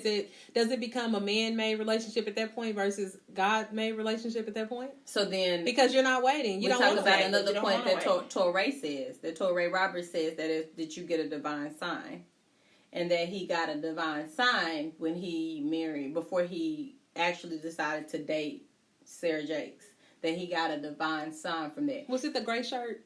I don't know. Where's the gray shirt coming from? I don't know. The gray shirt is coming from somewhere, but I think they had a date. Somebody had a date, and they were like, or maybe it was her, and she was like, if he has on a gray shirt, I know that he's the one for me. And then he walked in with a gray shirt on. It might have been him. And then he went home and prayed about it and felt like God spoke to him and like whatever. But I think that's where we have to have this. Okay, so this is the other thing, as we say, is this man-made or God-made? And a lot of times we want God to be in line with what we've decided is for us. Exactly. And of course that don't. And God is saying, nope, that ain't what I have for you. So it's funny. I tried that though when I heard that about the whole Lord, if he got on a gray shirt, if he walk in here with a gray shirt, I know he was for me, right? I tried that. He had on a totally different. Hold on, and then we still be like, okay, God, I get it. Well, I mean, God. If he's red or gray. Yeah. He got a speck of black in it. Yeah. If he's for me, let him have his color on gray. He had a color. Okay, maybe next time. Look, maybe he'll get it together next time. But that's the thing. I think that sometimes God, what we say to what we say, and sometimes, and I say this. How many of us are willing to be alone for the rest of our life? Because what if that's what God has for you? Because in the Bible it says that it's greater to be alone than it is to be with someone else or to be married. It is better to be alone because then you choose nobody outside of God. But when you're married, then you have to be in consideration of your husband and your spouse and all this other stuff. And people ain't gonna be alone. No, but that's the thing. I disagree though, because I think that sometimes God will put you in a position or make things so uncomfortable within your life to where you don't even want to deal with nobody. Because I know it's some women who don't even want to deal with a man, don't want to share their space. And I think that they went through so much in their life to where God made it that way. I think God put us through things to where, he'll make us uncomfortable, make us want to deal with certain things and not. I mean, just like say we're dealing with baby mama issues. Some women don't mind getting into it with baby mamas. Me, I don't want to get into it with no baby mamas. Exactly. Right. So I think that he'll set things up, make it so uncomfortable to where you like, you know what, Lord, I'm gonna just go to church and praise you every Sunday, and I don't even need a man or woman. Because a lot of our mom, like our friends' moms have, we haven't seen them with me. Like your mama, I've never seen your mama with a man. Me neither. No, really, like you know what I'm saying. Some people, I guess, just end up, they do end up by themselves. But are you willing to accept that? Because that's the other thing. We talk about God's will for our life and the way that God's will is set up in our lives and the way that we just want to be. God's and we will, want to, God. It's your will, God. It's your will, God. But what if God's will is, you are one of my soldiers that I really don't need for you, because whenever you're in a relationship, you're distracted. You don't see me. You don't praise me. You praise me different when you by yourself. You worship me different when you by yourself. Which is why it's important for me to be with somebody that worship God with me. Because I don't want to be... Because I think that it all matters with who you with. You can praise God all you want to, but if you got this negative person over here, why are you going to church? Why are you praying all that stuff? And then eventually you're not going to pray as much or go to church as much. But if you have somebody on the same level as you, I think that it'll all work out. You will still be able to praise God. That's where that equally yoked come in. You have to be equally yoked. You have to be. Right. And so your soulmate should be equally yoked with you. So your soulmate should be somebody who's on the same level, or if not more. So when we talk about wholeness, not necessarily just I can do things by myself, but I'm also in a relationship with God that gives me the ability to discern between whether or not you're somebody I should be with or someone I should not be with. Exactly. And then I also have this discernment from God that says that I can listen to him. I hear his voice when it comes to you. So I do have his divine calling, and he has said to me, this is who I want you to be with. This is who's going to bring your purpose into life. Because I think that we also need to recognize, and we talk about soulmates, and we talk about partners, and we talk about significant others. Your significant other, and Toure Roberts talks about this, should be walking in a direction that helps you fulfill your purpose. I can see that. Oh, absolutely. Because if your purpose is not fulfilled by walking with this person, then why would God put that person in your life as your significant other? Because if God's purpose is to create through you his purpose in this world, why would I then put someone with you that is not able for you, not going to help push you to that purpose? That's true. And so he talks about that. Like I said, it's a really, really, really, really good something that you should listen to. Like, I shared it on Facebook, and I shared it with some women, and they enjoyed it. It's really good. I've listened to it before. And like I said, Toure Roberts and Sarah Jakes give me life. I love listening to them. If I could attend their church, I would, because where are they located? They're in Colorado, and then they're in LA. Okay. But I do listen like throughout the week. I will listen to some of her sermons. I love Sarah Jakes because she's young, but she's been through a lot, so she has a really strong voice. And she's been through a lot of what we've been through. I mean, though 10 years over her. Denver ain't that far. But she has a yearly annual like women's conference. Oh, we should go. Yeah. So one like if we decide to want to do it, like go to Denver and like do it. But they've had like she had a women's conference last year. And I feel like it would be really powerful. Like I said, I love her. I love listening to her. But he does say that, like, you know, if you have to also take into consideration that if you'll get that divine information from God, if this person is who God has willed for you. And a lot of us, I think, like I said, just because that person is your soulmate, like I said, I feel like you can have more than one soulmate. But just because that person is your soulmate doesn't mean that you're supposed to be with them. No.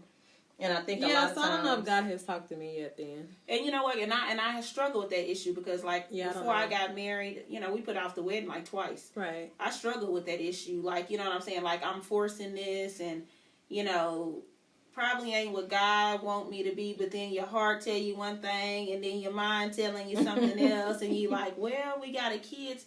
You know, he's a good provider and we got kids, you know, so you struggle with it. You do. You know what I'm saying? And it's a hard thing. Yeah, it's hard. It's hard as hell. You know what I'm saying? You like, you know, because maybe this ain't for me, but you know what I'm saying? That's the thing, like you said, you don't know if it's, sometimes you don't know if it's God talking to your heart. Exactly. Because also you have to remember that even if it is God and God's will, sometimes some of the stuff you go through in that situation make you stop and ask, like, is this really truly God's will for my life? Exactly. Like even if he is my soulmate, this is who God put in my life. Some of the things we're going through in this space, is this really truly what God has for me? Well, I felt that last situation or whoever wasn't for me because it was too difficult. And I feel like if a situation is too difficult, if it's too hard, difficult, if it ain't and it's easy too hard, to be in, yeah. I mean, everything is going to have a little bit of work, but it should not be difficult. Right. I don't believe relationships should be difficult at all, and if it's difficult, it's not for you. I don't think and so. And so so now, like, that's how I look at things. Like, if it's difficult, or if I feel rushed, or, you know, like you trying to rush me into something, like, you know, to me, it's not of God. I mean, we also have to think about this too, that even the things that are hard in your life, with God have a way out. God always give you a way out of it.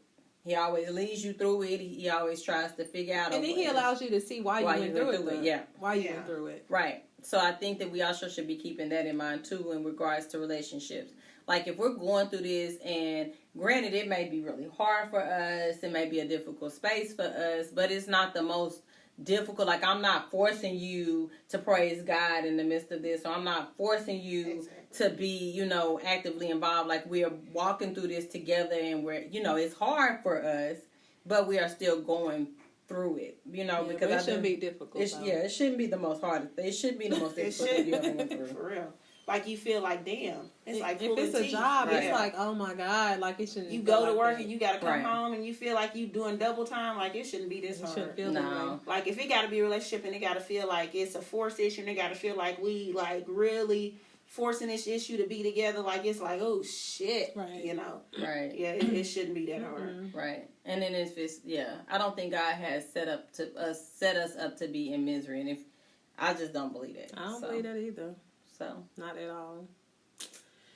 Anyway, it's been a good discussion. It has. Yeah. I don't think we thought we was gonna get this much out of this. We didn't. We sat down and was like, we're gonna try this and see what works. Okay. It worked though. It did.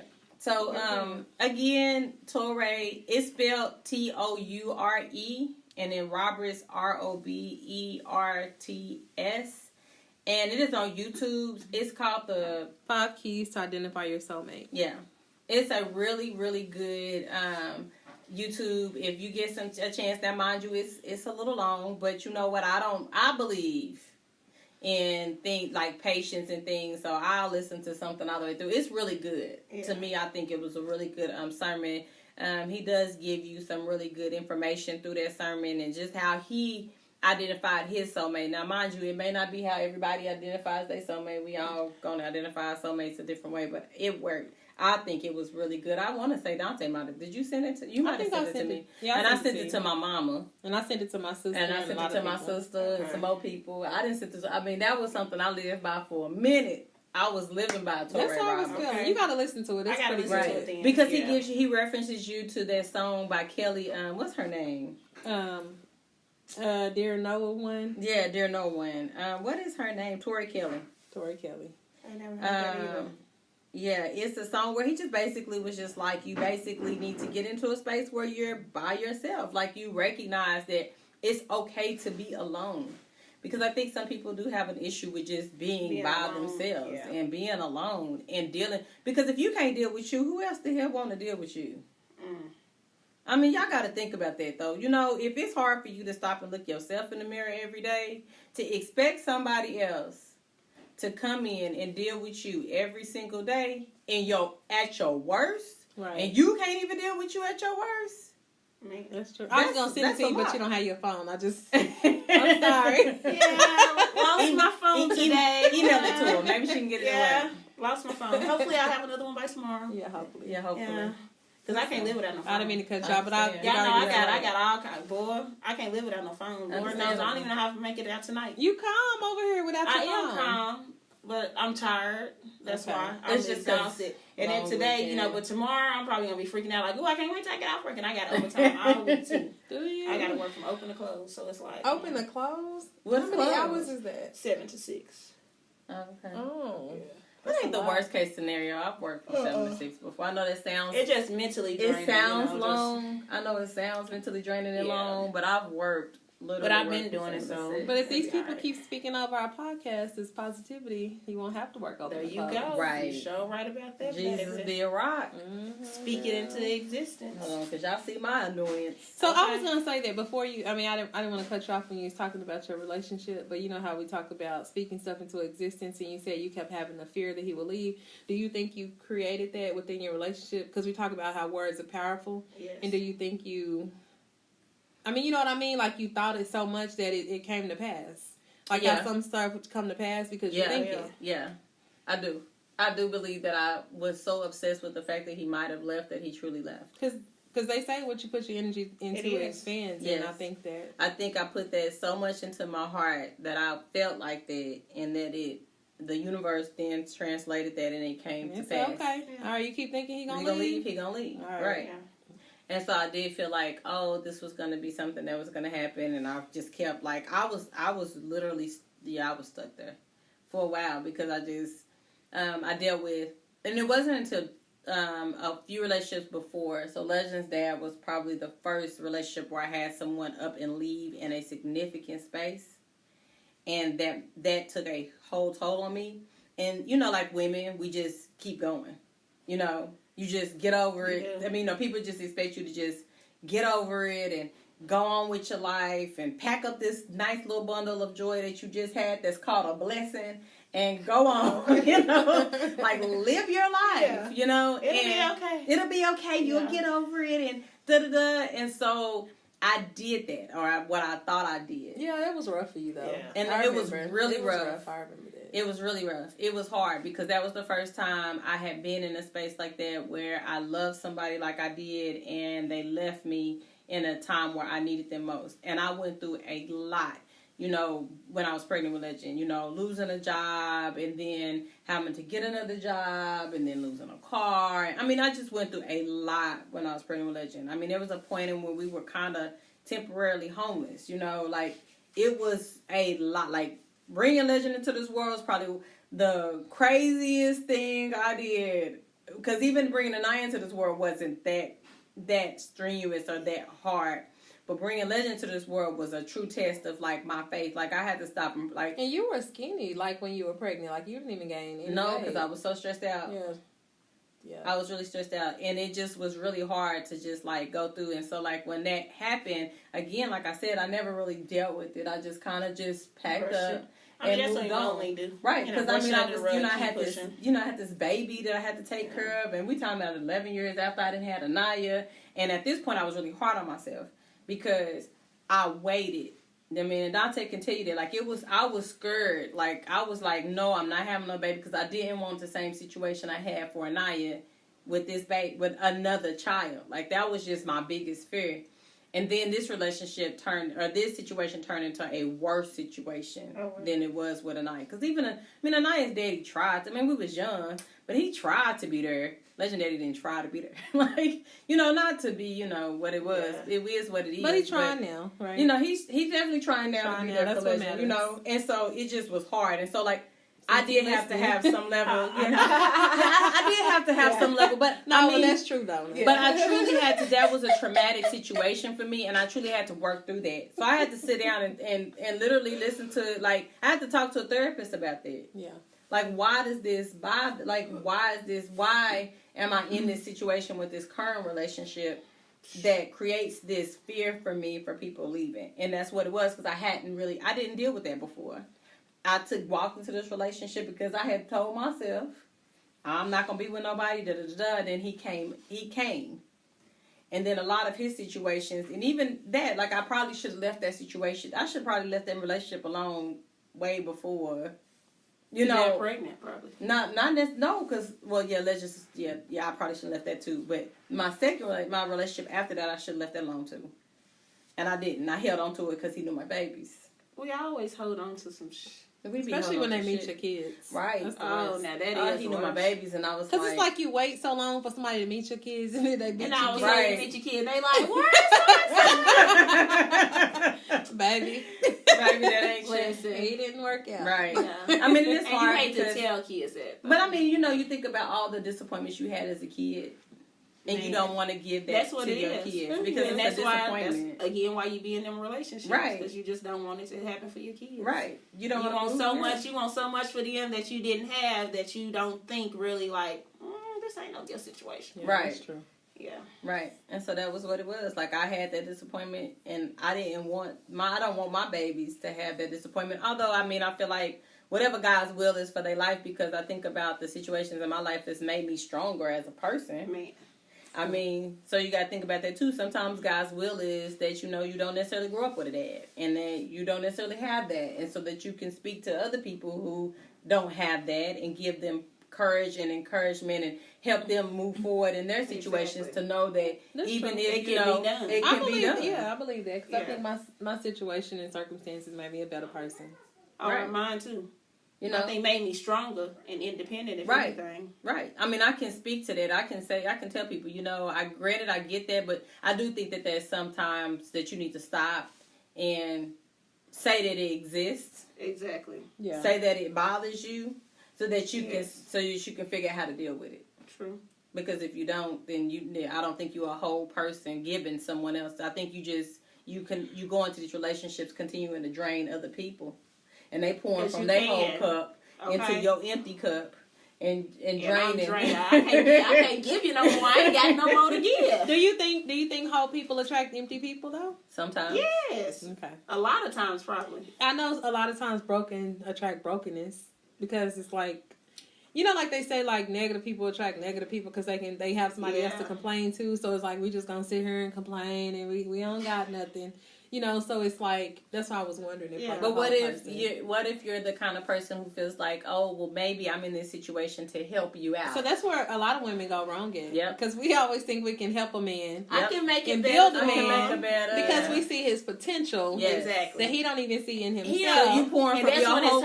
So you pouring from your whole cup into his empty cup, and he don't even see the potential in himself. So I can't make you see it in yourself. When he start draining you, get the hell up out there. Get the hell out of there. Yeah, that's what I said. Hit the flow. The difference between motivating and enabling. We talked about that last week. Y'all have to know the difference between being a motivator and an enabler. Mm-hmm. And I think that because we are created to be health mates, that we think that every situation is something we can fix. Mm-hmm. We go into that fix. It's funny because Courtney said that she was curling my hair yesterday. And she said, I always automatically go into what can I do to help? I said, that's so funny because I do too. But I had to start, but I think, again, it is getting to know yourself. And I think being whole is knowing that I have the tendency to go into situations and want to fix. So what can I do to pull myself back, to allow myself to be different, to figure out what really needs to be done, if this is something I can help with or if this is something I'm enabling. Yeah, but me, I'm the type of person, I help you if you're helping yourself. If you're not even trying, like, I don't even have time to even be dealing with you. But if I see you making an effort, then I'm going to make an effort to help you. Well, see, the difference between you and I is I have, like, the social work mind. And so I see a promise in everything until it drains me sometimes. And so I have to be really careful to draw boundaries there.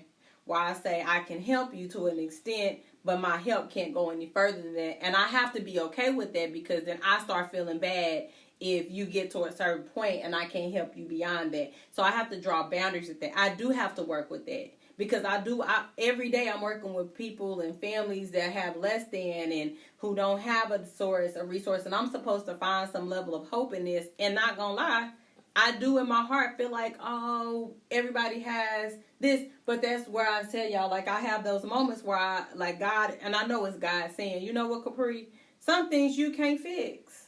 Well, I can see that because kids are involved. Well, not just necessarily just kids, but people. For me, it would be more for kids, because I'm trying to help these kids, because the kids didn't ask for this situation, so let me try to help. If you go beyond the kids and think about the parents, because they got their some kind of way. But if they trying to help themselves, that's what I'm saying. But that's what I'm saying. But we assume that everybody can help themselves. No, if they're trying. But we assume that everybody can, and some people never got the level of you can help yourself. And I know that sounds crazy, but you have to recognize that if my childhood resembles what my kids' childhood is looking like, and then my parents' childhood resembles what my childhood looked like, and it's a cycle. No, I know. And but I don't think some people use their childhood as an excuse. And I don't know, maybe I'm not compassionate area, but you cannot continue to use your childhood as an excuse for the rest of your life, because you watch TV, you see all kind of different examples around you. Yes, your childhood shaped certain things in your life, but you cannot use that as an excuse. But again, that's where you have to not stop. do certain stuff. But that's where you have to stop again and deal with that trauma that occurred to you in your childhood. And that's why I said that I think that in order to be whole, we have to stop and look in the mirror of self and decide what are some of the things that I've been through in my life that I need to overcome, period, so that I can be the best me that I can be. And I think that we don't always do that. Because if it's hard to look at me, how do I expect somebody else to look at me every day? But everybody don't care about self-improvement and self-development, though. Because a lot of people don't understand, because it's hard to look at self. If I'm a crack, if I'm on crack or I'm on drugs, or I'm out in the streets and I'm letting this man touch me and this man touch me, and even if I'm not on drugs, if I'm the kind of girl who likes attention from all these different men, let's just say that, because that's the new thing. Social media and getting out there and putting your ass out there, and this man gets your attention and that man gets your attention, and da-da-da-da. At some level of point you have to stop and say, why do I want that kind of attention? What in me makes me feel like I need to be validated to have that kind of attention, that I need my ass all over the screen? So hopefully somebody is listening to this podcast that does that, and they're able to stop and ask themselves that question. Because that's the thing. I don't think a lot of people realize it. They post, and they like all this attention, but I don't think they ever stop to say to myself, why do I want all this attention? They don't question it. Like, did I all they know is they want it and they like it. But why? It's not even a reason behind it. It's a reason behind it. So hopefully somebody is listening and they're like, okay, damn, right, she was just talking about me. Right. I mean, even if you just don't, like, you think about in relationships, if you're the needy person in a relationship, like, why are you that way? Like, you can't, like I said, you have to stop and think about that. And even if you can't work through that, as African Americans, I say this all the time, we hate to stop and say we need therapy, but some of us need somebody else to help us process why. Hell yeah. Absolutely. I mean, and that was something that I was able to do, is some self-reflection of saying, like, why. So I do recognize some of the things that I do. Like, I do recognize that I am a helper. And in therapy, I realized I have to draw boundaries with people. And I have to not feel bad past that boundary. Like, if I can't help you past that, that ain't got nothing to do with me. I'm not I'm not driving to your house to come get you, to pick you up, to come back to my house because you ain't got no car. Not my fault. Yeah, boundary. Like, I can't sleep with you on your mattress on the floor because you got shit ass financial situation. You don't understand your financial, what it takes to get a damn bed in your room, and you bought all these Jordans. Boundaries. I can't go no further. I thought we just talked about last week. If the dick was good, you was ready to lay on it. Lay on that mattress. You was ready to lay on that mattress. Boundaries. Your dick ain't so good that mattress is that I can look past that mattress. Yeah. Now you gonna look past the mattress. First of all, I ain't been on an mattress or mattress on the floor in years. Let's go there. Yes. However, for me too. However, I can't say that. I'd have to draw some damn boundaries. No, nigga, if I walk in your house and you got a mattress on the floor and Jordan surrounding your mattress, I need to stop. I can't help you. This one. I mean, not one time, but it was one person. Okay, I was gonna say you probably was on that mattress quite a few times. If it was good enough to get on there one time, it was one person. Oh, okay.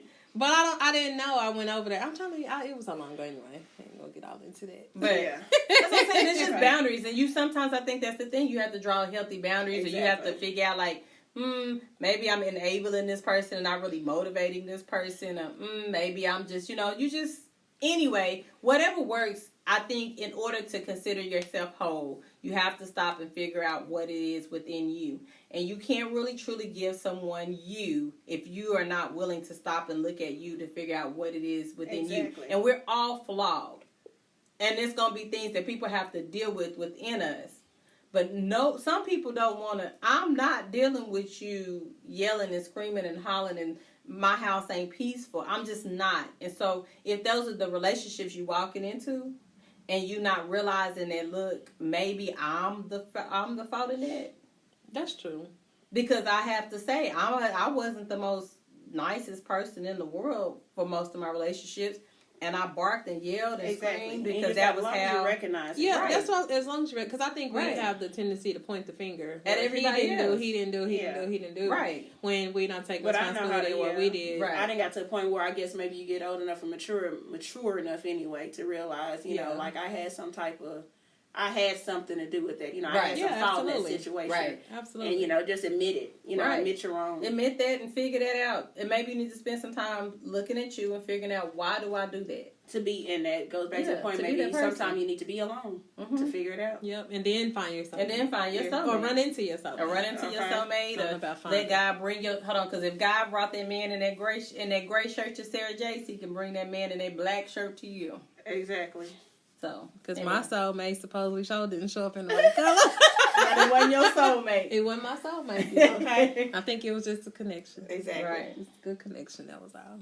But that's what I was telling. I know we're about to close or whatever, but I remember telling him about how when I've talked to people, because I'm like, I could talk to 10 people and not feel a connection to none of them, or talk to 10 people and feel a connection to one. Like, just because you talk to a lot of people don't mean you connect. Y'all might have good conversation, but as far as like a connection, like that connection is something that you totally conversate different. with a lot of people. See, I'm really particular about my conversation. So when I do conversate with a person, if I have a deep conversation, like if my conversations are good and I can get that's where my connection comes from. But I'm particular about my conversations. But I can have good conversations with a lot of people and not have a connection though. Yeah.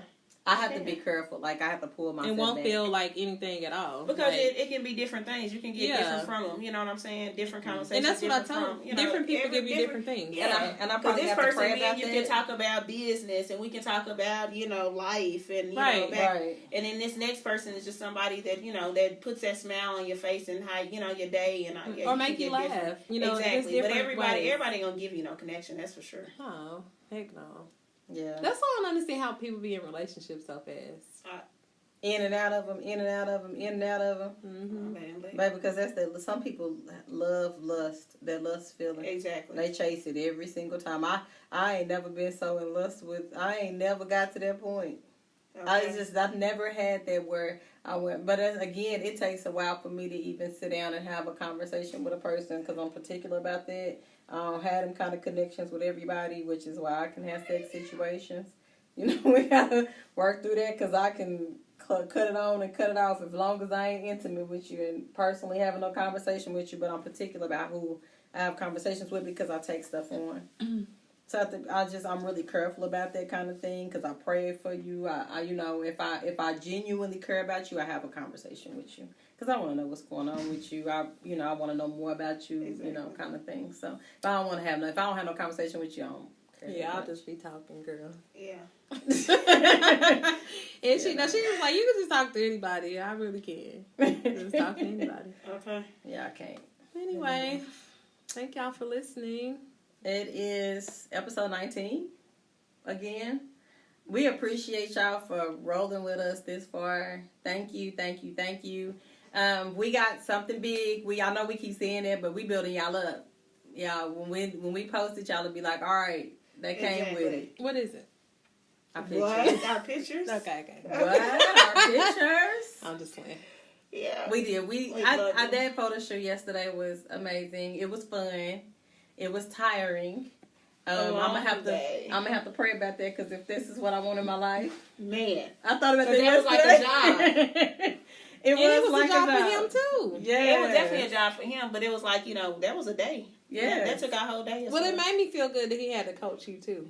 Because I thought that I was going to be the only one awkward there and not being able to take pictures, but he had to coach Mika too. I was like, what you going to be turn? Look, walk, turn, look, move. That was too much. Hold on, and then they laughed at me when he wanted me to walk down the stairs because I was like, walk down the stairs, just walk without holding the rail in these high heels.